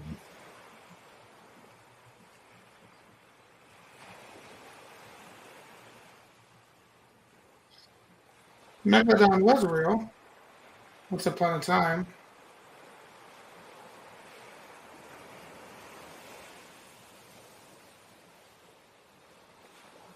Do you think the megalodon is real? I'm assuming you mean more of. Do we think it's still alive out there? I mean, I guess because we know the Meg existed. That's scientifically proven.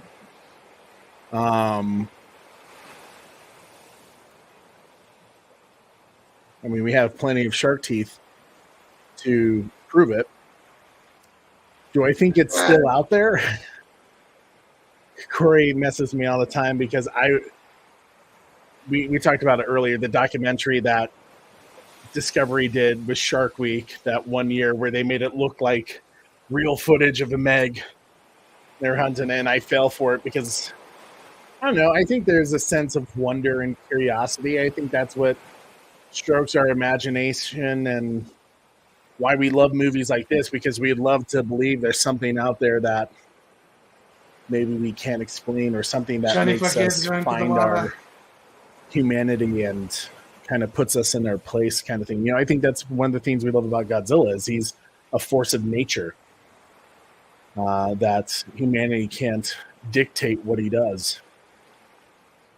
And Funny kids going to the water. 12. But do I think a Meg is out there roaming the waters? I don't know if one's roaming the waters right now. Feels like someone would have seen it nowadays, now that we have all this technology. But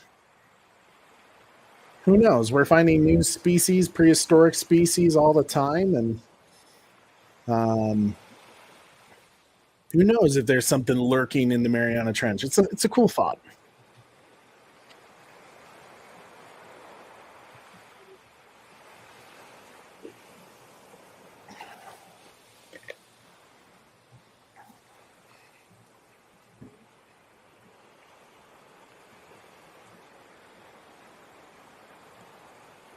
Have you seen Blackfish? I love Blackfish. Yeah, we have seen. I'm always rooting for a hard documentary. Go Telecom. I think we were in Florida, right? When Tilla. Oh yeah, we were totally in Florida. We probably saw Telecom. We've seen Telecom. Yeah. I remember when the big article on the news in Florida came out saying guy broke into SeaWorld after hours and went swimming with the killer whales, and he got in. And I didn't know it was Telecom back then, but I was like, what an idiot. What an idiot for going to the water and messing with Telecom, because I think they found him naked in the water too. I was like, of course they're going to get in, you know? Yeah. But yeah, I always root for the killer whales and blackfish.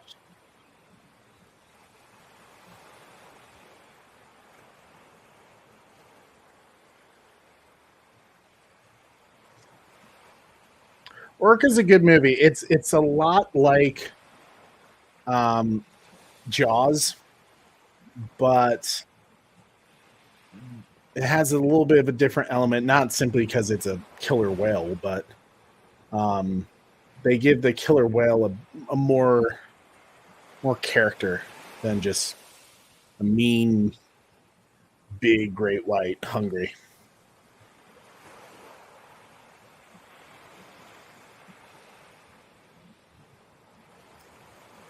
Do you think that Megalodon? Sorry, Ron. Yep. That's I don't know. Who knows what happened to Megalodon? I do think it couldn't sustain its eating habits. Maybe it was at a time when they just couldn't get enough of whale food, and whales maybe traveled to a different location. Maybe they migrated in a way. Who knows what happened to the Megs? It is an interesting mystery that one of the greatest predators of all time just didn't stick around. And according to that new documentary from Shark Week, Jaws versus Meg, they actually said that the great white isn't a descendant of the Meg. It's something different along the line. Yeah, right, Corey? That's crazy. Like, their teeth look almost exactly the same. But I don't know. Learn something new all the time. Loch Ness Monster versus Megalodon. Apparently, Steve Alten he didn't make a book about the two facing off, but he did do a Loch Ness Monster book that they're making into a movie as well. So I can't wait I have to check out that book. I haven't read it. Megalodon. You think Megalodon? Yeah. Yeah, I'm not sure. That'd be interesting. Actually, you know what? There could very well be a Megalodon still. Steve Alten in the books actually does have a plesiosaur, which a lot of people think is what the Loch Ness Monster is. He sounds like Dwight Schrute so much there. Right. Oh, yeah. If I'd probably say Meg. I don't think a plesiosaur could bite into a megalodon's thick skin. That's true, Bat Dan. That's true.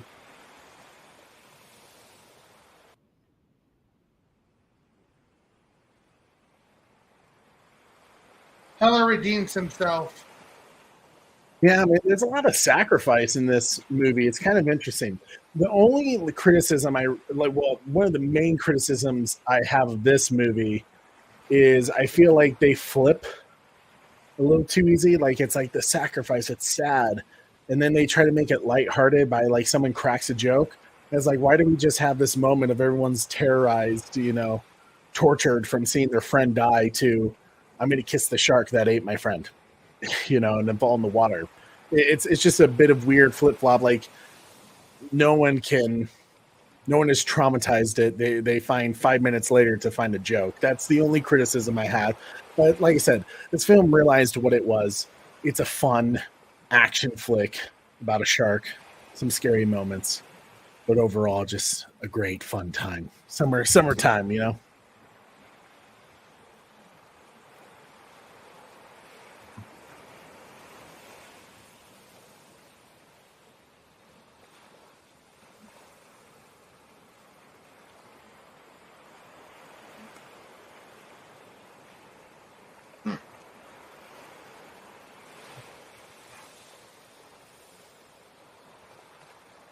in the books, the guy who this Zhang is based on, in the books, his name is Tanaka, and he doesn't die in the first book. He continues in the second book, has a very prominent role. It'll be interesting to see how they handle without that. Sounds like no matter what monster it faces, the Megalodon will win it all, unless it faces Godzilla. Oh, yeah. Yeah, I think. See, that's the interesting thing, right? We keep saying like Meg probably wins that battle, you know, but somehow they went extinct. What did it? Who knows? But yeah, if it's Meg versus Godzilla, Godzilla wins that battle every time. If it's Meg versus Jason Statham, well, then you know what's gonna happen. He's gonna kill that shark. Jason Statham is going to get in Meg 2. Thank you, Oracle's Clock Tower. Don't forget to hit that like and subscribe, everybody.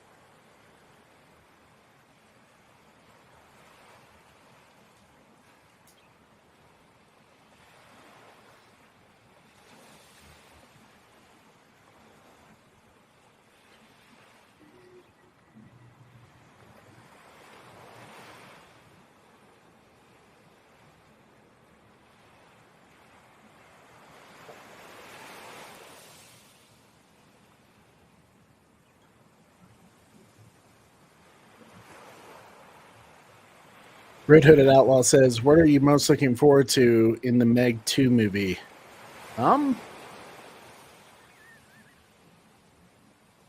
More Great Shark content. That's the main one. I'm not looking for a cinematic masterpiece here. But I'm looking forward, as someone who's a fan of the books, one thing that kind of disappointed me with this movie is they kind of hinted at it, but it wasn't as obvious as I would have liked.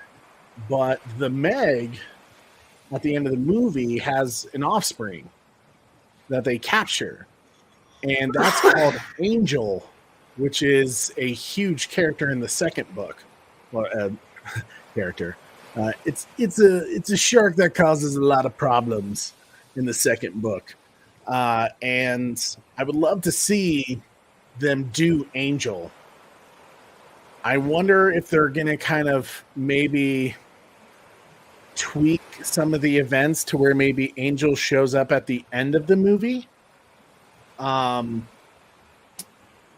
Because the third book, if I recall, is called Hell's Aquarium. I haven't read that one yet, but it'd be interesting to see if they kind of make Hell's Aquarium a piece of the story if that's the second book, just based off the title. I don't know. But I would love to see Angel. I'd jump out of my seat if Angel's in it. Good question.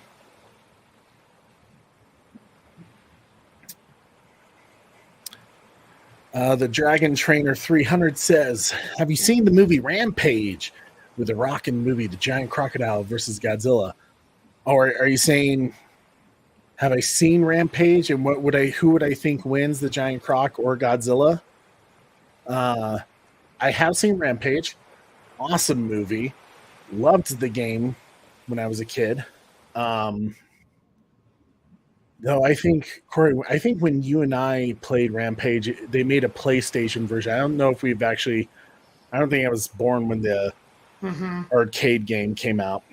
The crocodile was always one of my favorite characters because he kind of looks like Godzilla, from the game. But who do I think wins that? Godzilla. Godzilla wins that battle easily.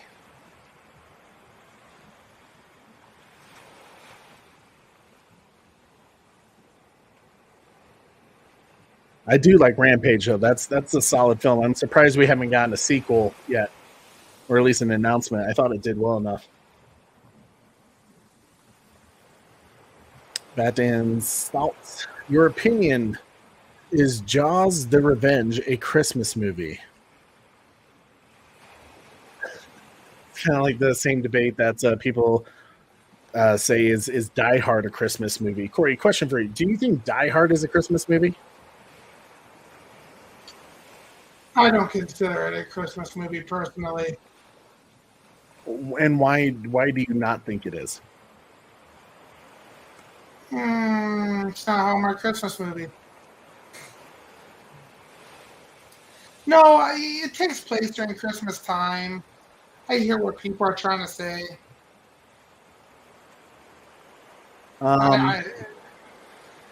There's really no elements of Christmas other than it's at a Christmas party.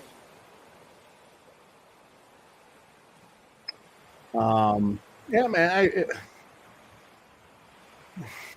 I think if you consider Die Hard a Christmas movie, you immediately have to say Jaws: The Revenge is kind of a Christmas movie. Technically, most of the events take place after Christmas. So I don't know if you can say it's a whole 100% a Christmas film. Because I think they even go past New Year's Eve. Yeah, so it's like January 2nd, January 3rd. It's like a whole week of a timeline of events. So I don't know if you can call it a full-on Christmas movie, but I hear what you're saying. Interesting question though. What are people saying? Red Hooded Outlaw says, "I don't think Jaws: Revenge is a Christmas movie." Okay. Die Hard is, Jaws isn't. Okay. Beyond the Night says, "Why not?" I won't lie. I would be scared shitless if you're next to a whale carcass and giant Meg coming at you. That'd be the worst. Poor Dwight. Looks like Jim got him after all. Barogu says, "I like watching it at Christmas. There's Christmas decorations and also some Christmas music." You're talking about Jaws: of Revenge or Die Hard, Brogu? Yikes. He's okay. He's definitely not going to be in the sequel, though.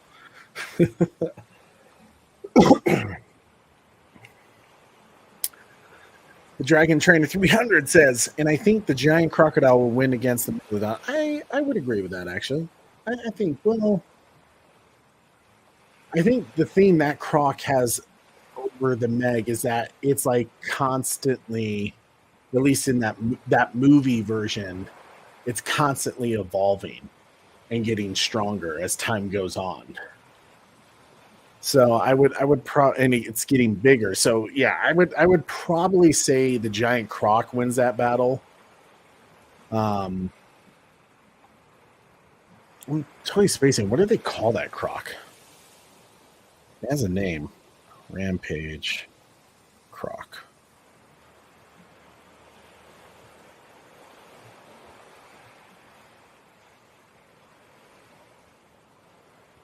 Lizzie. Yeah.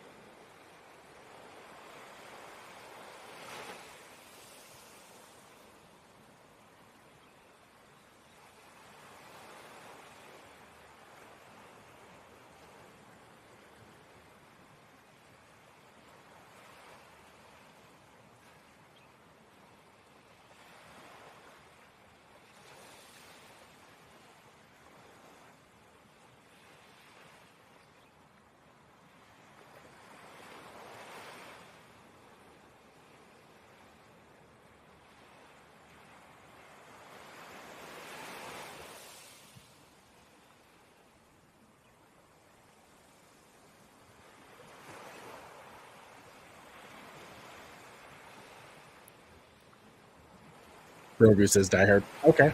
Yeah.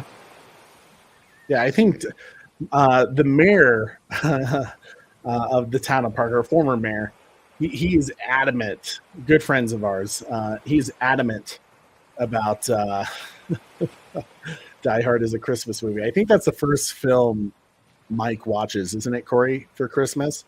Yeah. Yeah, he loves freaking Die Hard. He will argue it to like tooth and nail. Like that man will not give up that Die Hard is a Christmas film. And simply because of that, I will never argue with him. He was a great guy. He is. He's a great guy, I should say. It hasn't stopped.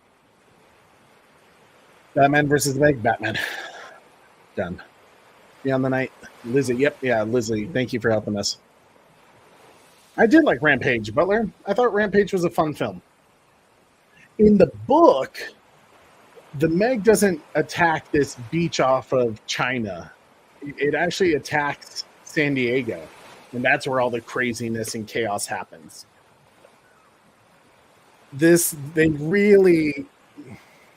Hollywood realized that, China being the second biggest box office market, they really wanted to appeal to that audience.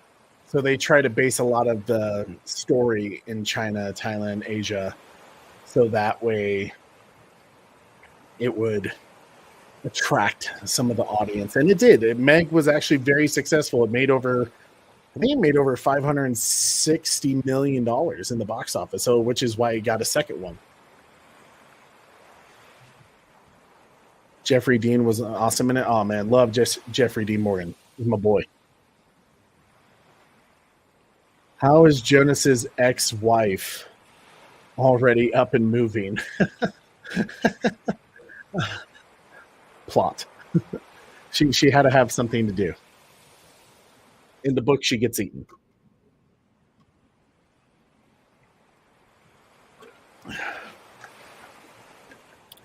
Red Hooded Outlaw, sad. How when The Rock has a Snyderverse actor in his movie, it doesn't get a sequel. Oh.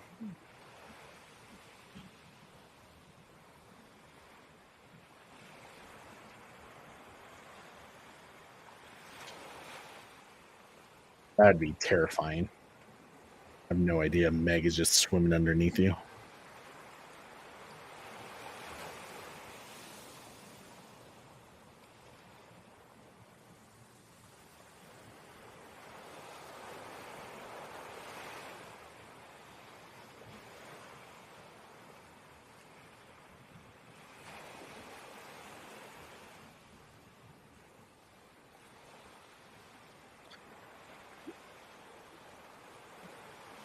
Kong versus George from Rampage. I think you have to go Kong. Well, I guess it depends on which Kong you're talking about. I think if you say like Kong from the legendary MonsterVerse, like I think that Kong wins easily. I think George maybe has a chance if it's against Peter Jackson's Kong, but I would give it to Peter Jackson's Kong just because he's more battle seasoned. You know, he's more experienced than George. I love these, Corey. These like versus questions. We might have to make videos on these, dude. Yeah, I agree, dude. This is a lot of fun. You might have given us an idea, Dragon Trainer. That might have to happen, good sir. Might have to happen. No, not the dog. I can't believe they freaking brought the dog back in the sequel. It's like they were like, everyone loved the dog. You got to bring him in it.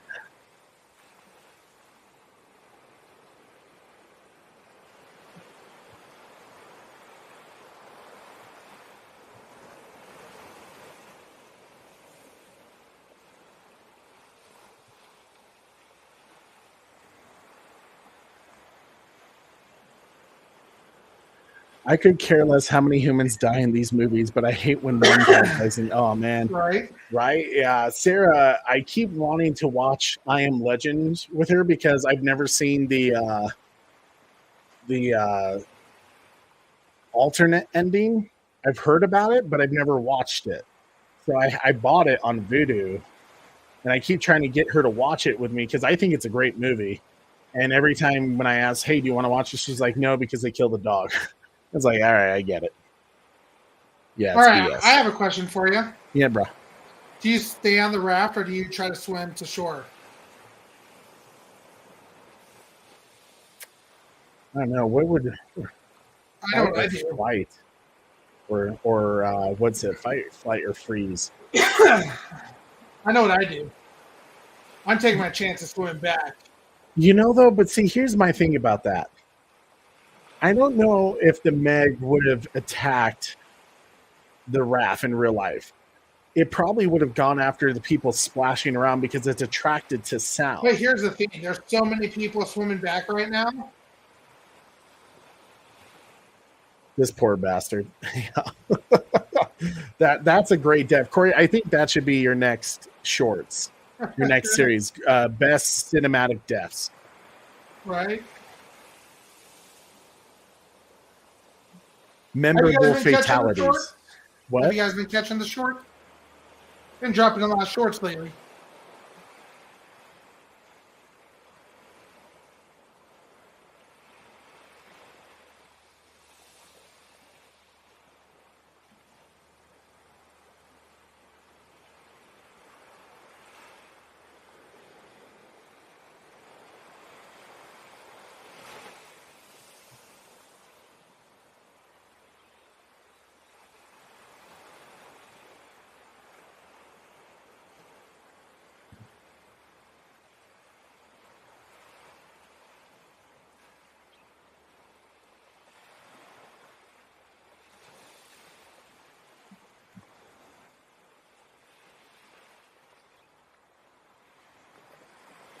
Bro. Just eats the speaker. So dope. Barogu asks, do you guys remember the Kong movie where King Kong fought a robot King Kong? You're talking about when Japan, Toho started doing some of the Kong films, right? Was that King Kong Escapes? Let me look that up. I'm almost certain that's King Kong Escapes.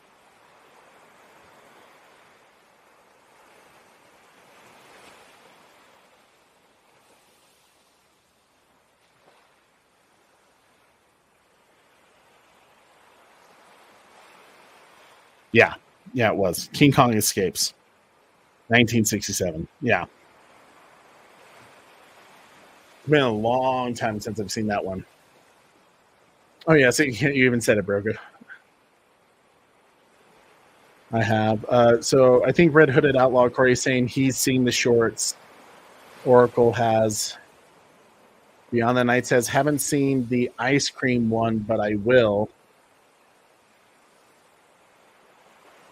The Dragon Trainer 300 says, "What about Mothra? Do you think she'll win against the Meg?" I don't think Mothra and the Meg would ever fight. I think Mothra is of nature, and the Meg isn't causing. Meg is just part of the cycle of life. She sees no reason to fight that creature.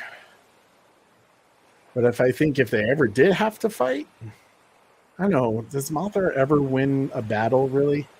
She kind of, Mothra just tends to die, and then her kids, the baby Mothra larva come back and do the cocoon, and it's kind of a birth and rebirth thing all the time. I don't know. I think they don't fight, though. I don't think they fight. It's been a while since I've seen Grandma's Boy. It's been a while for me, too. It's a funny film.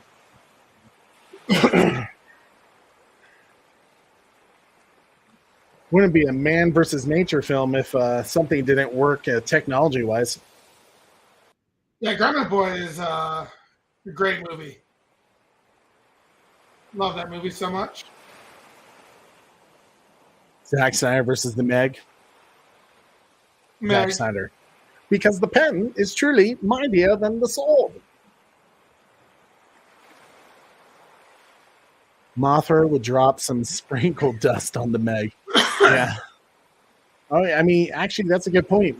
Mothra could spray that dust to make, and also spray the webbing to make the Meg sleepy and drown itself, maybe. Well, how does it work exactly? I think sharks can technically drown themselves in a way. How do they do it? It's like if they don't move, if they don't get the oxygen. So yeah, if it can't move its gills around, in a sense, it drowns itself. It's something like that.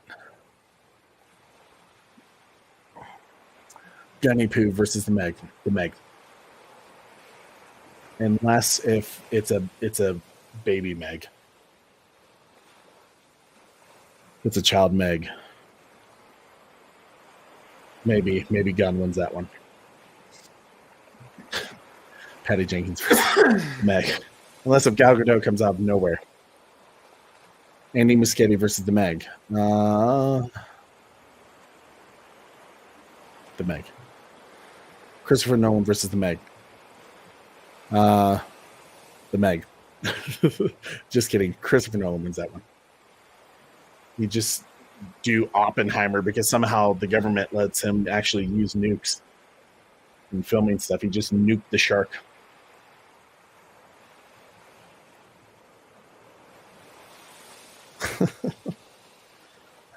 Batman, you caught on.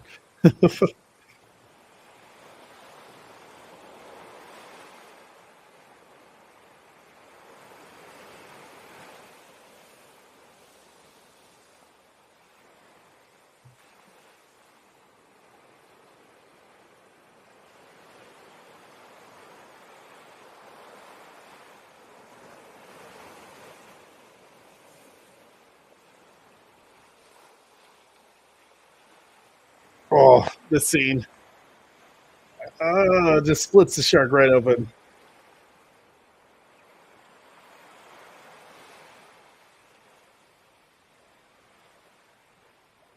Sharktopus versus the Meg. I haven't seen that sci-fi flick. I had to guess, though. If there was a shark that had tentacles like an octopus, I'd probably say the Sharktopus. Son of Godzilla versus Baby Shark.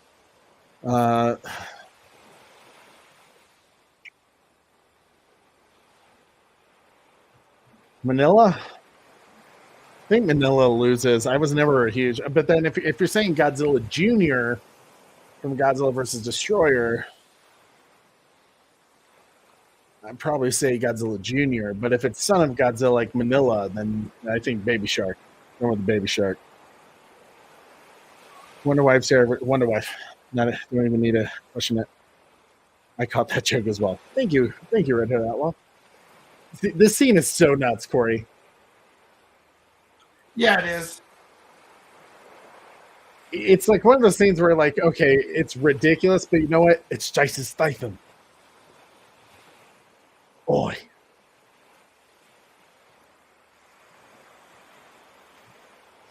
This would freak me out too.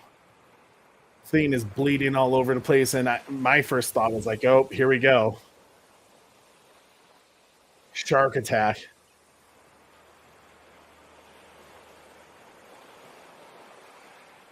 Jason Statham versus the Meg. Well, Jason Statham, obviously, he took it down completely by himself. See, yeah, this is where people are saying the shark that swims out of the Meg's mouth, people are saying is a baby Meg. But my issue with that is it doesn't have the same shape as the Meg. It has a pointier nose like the great white. So I don't think it's Angel, which bums me out because it should be Angel. My fellow Steve Alten book readers know what I'm talking about. Baby shark versus Grogu. The Meg versus a six-headed shark. No. No. I don't know. Do you think Meg could really get taken down by Grogu? What's that? You think Meg could really get taken down by Grogu? If it was a baby shark, that was the question. I mean, if it's Grogu versus the Meg. Oh yeah, baby shark. I was thinking Meg. I'm gonna say baby Grogu. I'm gonna say baby Grogu versus the Meg. Oh wait, I never answered Dragon Train's question. Meg versus a six-headed shark. Six-headed shark sounds nuts. What if it's a six-headed Meg? A six-headed Meg. I think you got to be fair with it, you know. or six Megs versus a six-headed shark. I think the Meg pack wins on that one because I don't think. You mean half pack? Six heads they wouldn't be able to decide. It'd be like Ghidorah when he's having one of the heads is trying to tell the others what to do and run to heaven. That's a good point. You know, I don't know. I think six is too many mouths to feed, too many minds going on. I don't think they can function. My brother Grogu 100% would win. Pippin survives. Now he's again returning the sequel. Super Bro Corey versus the Meg. Super Bro Corey. That's a toughie. Meg. Meg easy.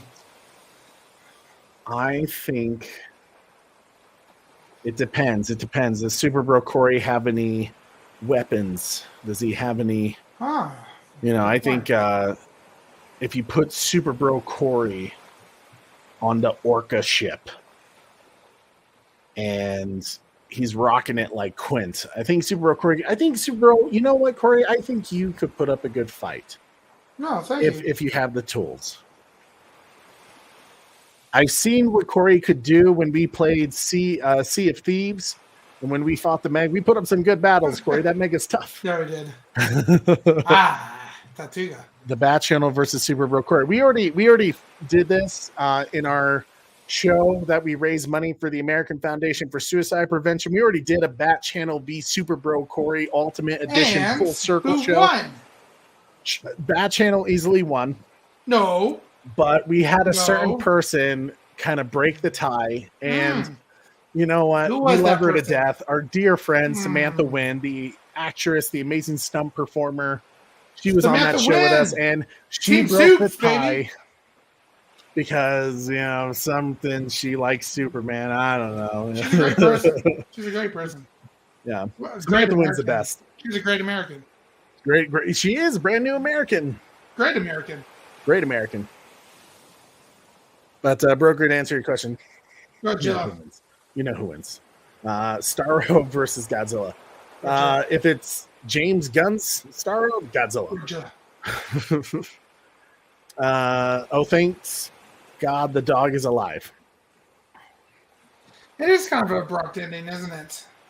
It's, you know, we got the job done. Yeah. And we're done. And we're done. Like I said, where's else to tell? We could have hinted at Angel. Kind of an abrupt ending, yep. Big Mario versus the Meg. Ooh. I don't know. As bad as it sounds, I was never really into the Super Mario Brothers. My brother-in-laws are. They love playing it. I don't know the lore behind a lot of it. If I had to guess, though, Meg. Oh man. Well, fun movie. The Meg.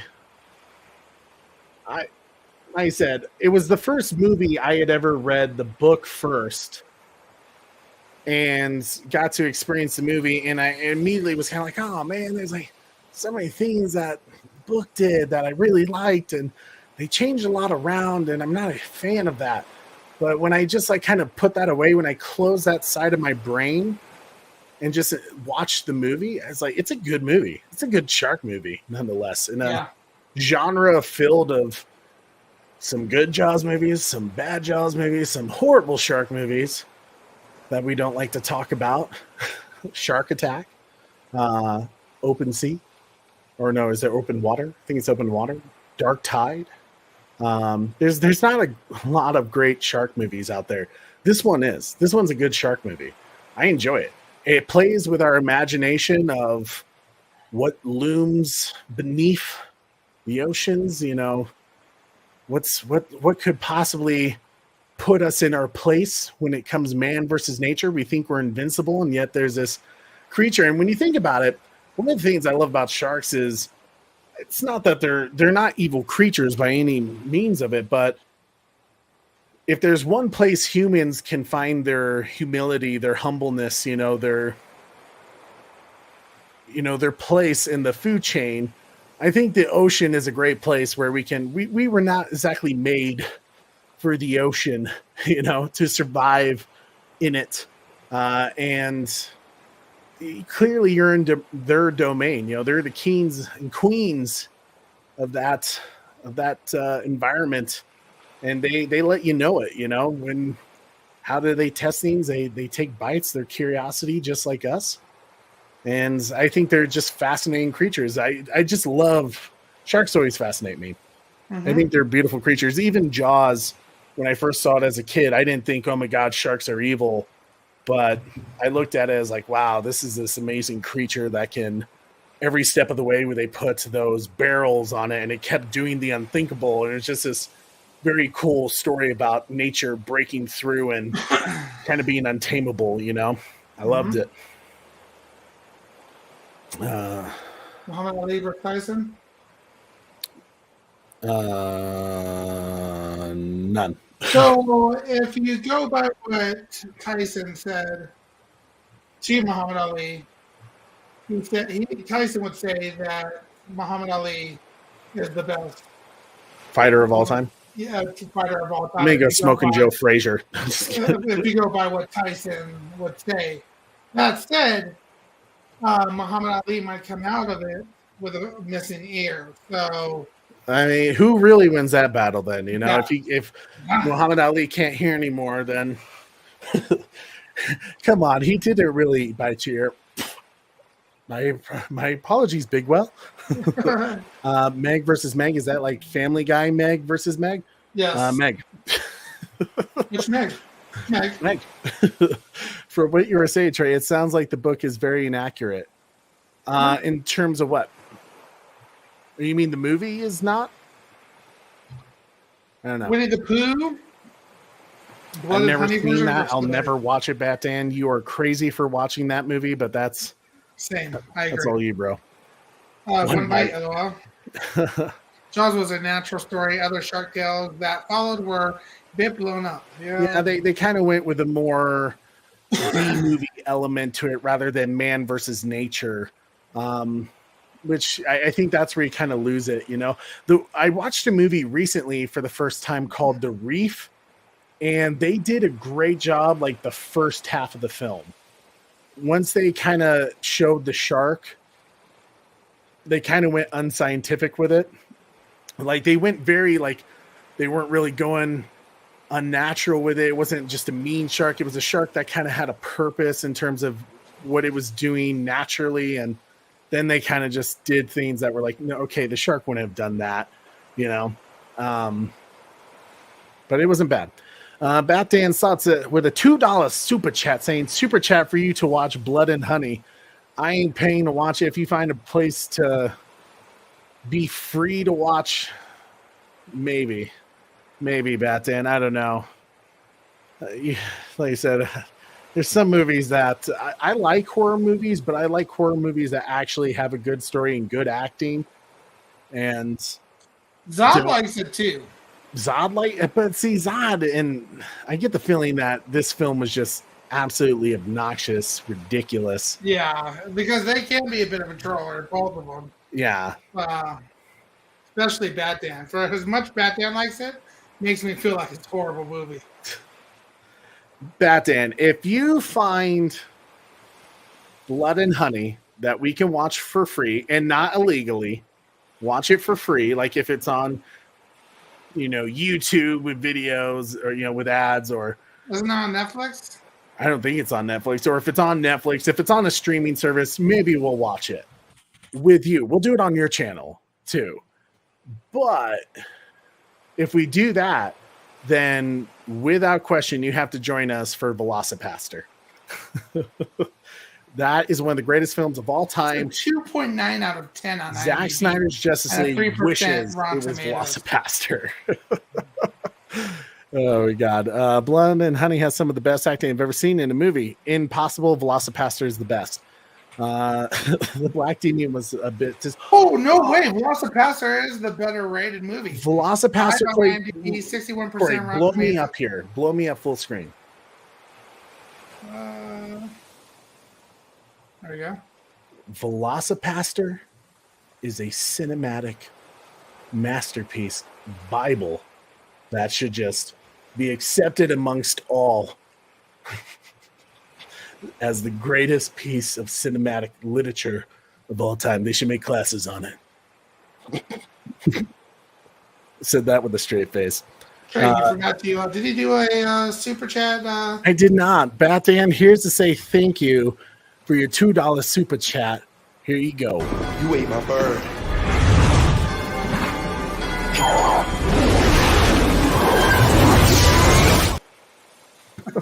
You ate my bud. You ate my bird. LL Cool. Black Demon was disappointing, Law. I had my wife and we watched that. I was super excited for it. When I saw the trailer, I was like, oh man, this looks like it could be a good shark movie. There's even some good actors in it. We watched it and I was like, this is one of the worst movies I've ever seen. I was surprised. I was shocked. You could tell the actors, especially the big one, was like, I'm doing this because they offered me a lot of money and I got to vacation down in Mexico. Everything else was atrocious. Right. And no, Bethan, that's not true. Your Winnie the Pooh got a 2.9 on IMDb and 3% on Rotten Tomatoes. I'm just telling you, Batman, Velocipaster is the greatest scene of all time. I think you have to pay for it on Amazon, though. I don't think it's that cool. It's not free on Amazon, last I saw. Mecha Godzilla versus Mecha. Mecha Godzilla, yeah, Mecha G all the way, especially if it's shower era Mecha Godzilla. Even Mecha Godzilla, no, Mecha Godzilla 2 would probably lose. And Kiryu would probably, he runs out of power, but he's so, like, his arsenal is pretty strong. Mecha G probably. Cocaine Bear was better. I still need to watch Cocaine Bear. You know what I'm looking forward to? The Cocaine Ewok. That's what I'm looking forward to. Oh my gosh. Yep. Oh man. So Corey, after watching the Meg, what would you score that? You know, I'm gonna let you rank it first. I'm gonna have to think about it for a second. You're gonna let me rank first?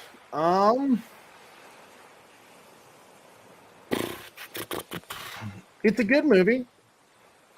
I do like it. Part of me is like, because I know how the book is, that I would have liked to seen something more accurate to the book. I think, nonetheless, though, even if I take out what I know of the book and just watch the movie, I think it's fun. I think it's entertaining. They don't try to do too much with it to make it over the top. I'm going to give it I think it's a better story than the movie 65. I think they executed it better. I'm Mhm. gonna say I'm thinking like 7.3. I'm gonna go 7.3. Yeah, I agree with what you said. And probably, like, man, sevens, I'm getting into like masterpiece, like you're starting to not masterpiece, but like just under masterpiece.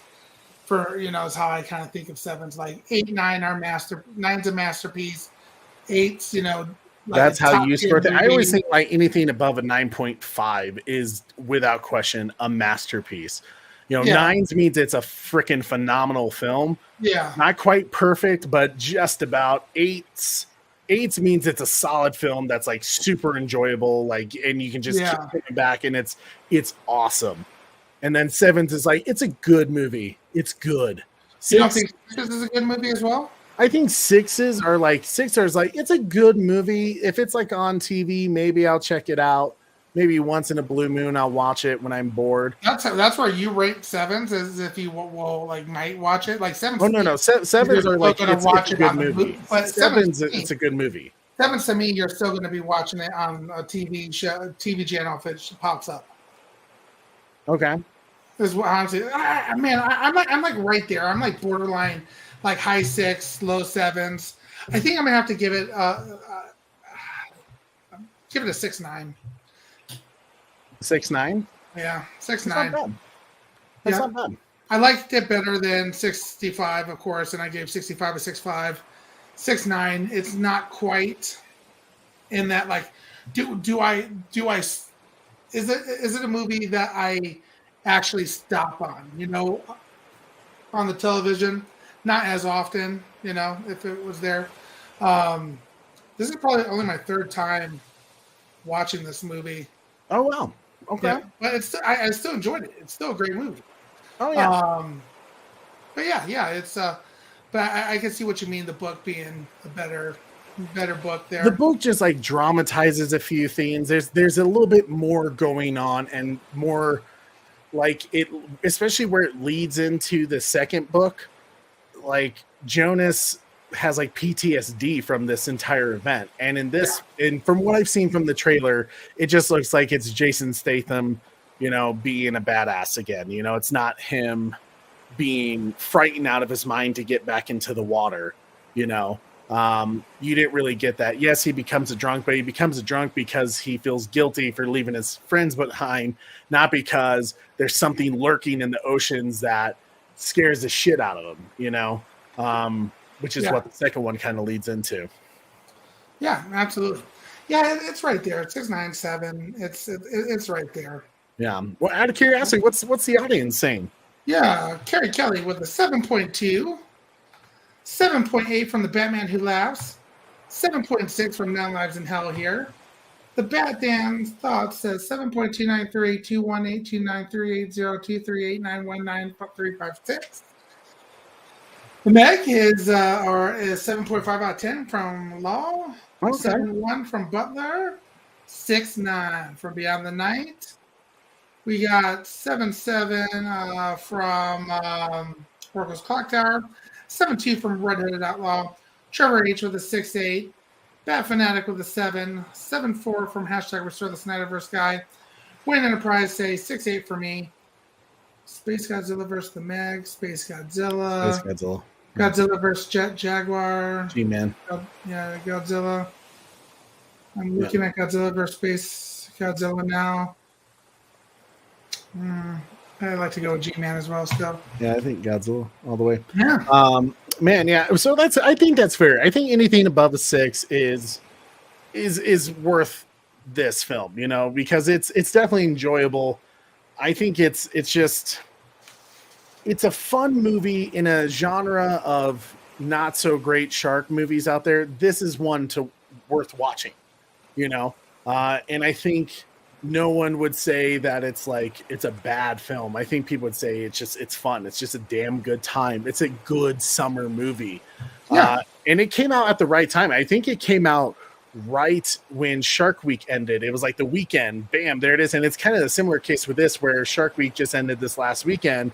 Here's now the new Meg movie. So I think they're always going to try to keep around this time where people are like really interested and excited about sharks. So it's like, it's great, easy marketing for them. So I think Meg 2, The Trench could be another fun, outlandish movie. It definitely looks like they're going very action packed with it, with the Meg taking on a Kraken. We're going to see a bit of a prequel event of the Meg eating the T-Rex. I hope that wasn't like the Jurassic World Dominion prologue where it was just in the trailer, but they're not actually going to show you that, because I would love to see that on the big screen. I'm definitely going to check it out this weekend. Dolby for me all the way. Super excited for it. Corey, you going to watch it? Yeah, of course I'm going to go see it, bud. Looking forward to Meg 2, see where the story continues. And I have not watched or read the books, but you have definitely piqued my curiosity, Trey, and I think I may dive into them. I have some credits I need dive to into the books. Yeah. My man, dude. Well, like I said, guys, if you're interested in checking out the books, in the description, I do have the link to Steve Alten, the author of the book that the movie is based on, Meg. His link is in our description. You can check out his website. He has a lot of cool things going on. And he has the final Meg book coming out with Meg Legacy, number 7 in the series. So you can get your set. Yeah, 7 novels? 7 novels. I know I'm only on 2, so I have a lot of reading to get through. But he has awesome a new book set coming out, this collector's edition. It's like $500. So if you can spend it, I think it's worth it. The first 2 books so far have been amazing. I can't wait to, get the rest as I go by it. But hopefully this means if the movie does well, I think they're going to keep going with it. I think if the audience says they want more Meg movies, they're going to do them. There's plenty of story to tell here. So get your copies of Meg Legacy, the set, all the things that Steve Alten is doing. We might have to get him on the show at some point to talk about the future of his franchise, because I know he's also working on another book, or at least a movie adaptation that's coming out of The Lock. So he's going to be a part of the Hollywood scene for a while, which is awesome. Really happy for him there, and he deserves it because the books are amazing. Blue set better. I think that's my favorite. Oh, I liked the blue set too. Yeah, that's the one I wanted to get. Looking one, in my opinion. Yeah, the red ones. I do like the black and red though. That's the black and red's cool. It's slick, but it doesn't pop. The Legacy doesn't pop too much for me. I can see where he's at. The red has some trouble with the red Legacy, and of course the blue Legacy has some issues. But for some reason, it just looks the blue water. It just looks clean, like super clean set. Like it looks cool. I kind of want it. And yeah, I agree. Faux leather with gold leaf pages. Yeah, dude, it's like a beautiful copy. I was looking at the pictures of it, and I was like, "Damn, man! Whoever gets that set, I'm like I'm saving up for it." To be honest with you, I asked the wife. I was like, "I'm gonna do it. I'm gonna try," because I know it's a good collection, and I say worth the price because it comes with a lot of like extra stuff, a lot of gifts and comics that come with it. So you're not just getting the 7 you get books. The comics, the yeah, so you get the 7 novels, you get the 6 graphic comics, you get 5 author bio inserts, the 4 novellas, the colors, a coloring book, 2 extra gifts. I think there's like even a poster of the Meg that you get, a prequel series. Yeah, there's so much that you get with it. It's a crazy set, and you can only get it at the meglegacy.com. So I would recommend checking it out. See if you want to get it. I think it's a good book series so far. So I dig it. Support your local artists, man. Your authors are where it's at. But Corey, we went through everyone's score, right? I believe so. Dragon Trash says he hasn't seen it yet, but he would give it a 9.5. I dig it. I like the confidence there. He's already just like, you know what? The Meg is amazing. Well, the Dragon Trader, if you want to watch the Meg, if you have Max, the streaming service, it is available there for you to watch, or you can get it, you can rent it on Amazon, Vudu, own it on Vudu. I would say it's worth checking out without question. Absolutely. The Loch, as in Loch Ness. Yeah, well, yeah, he has a book called, I think it's literally called The Loch, and it's all about the Loch Ness monster and the mystery behind that. So I haven't read that one yet, but I've heard great things about it. So I don't know.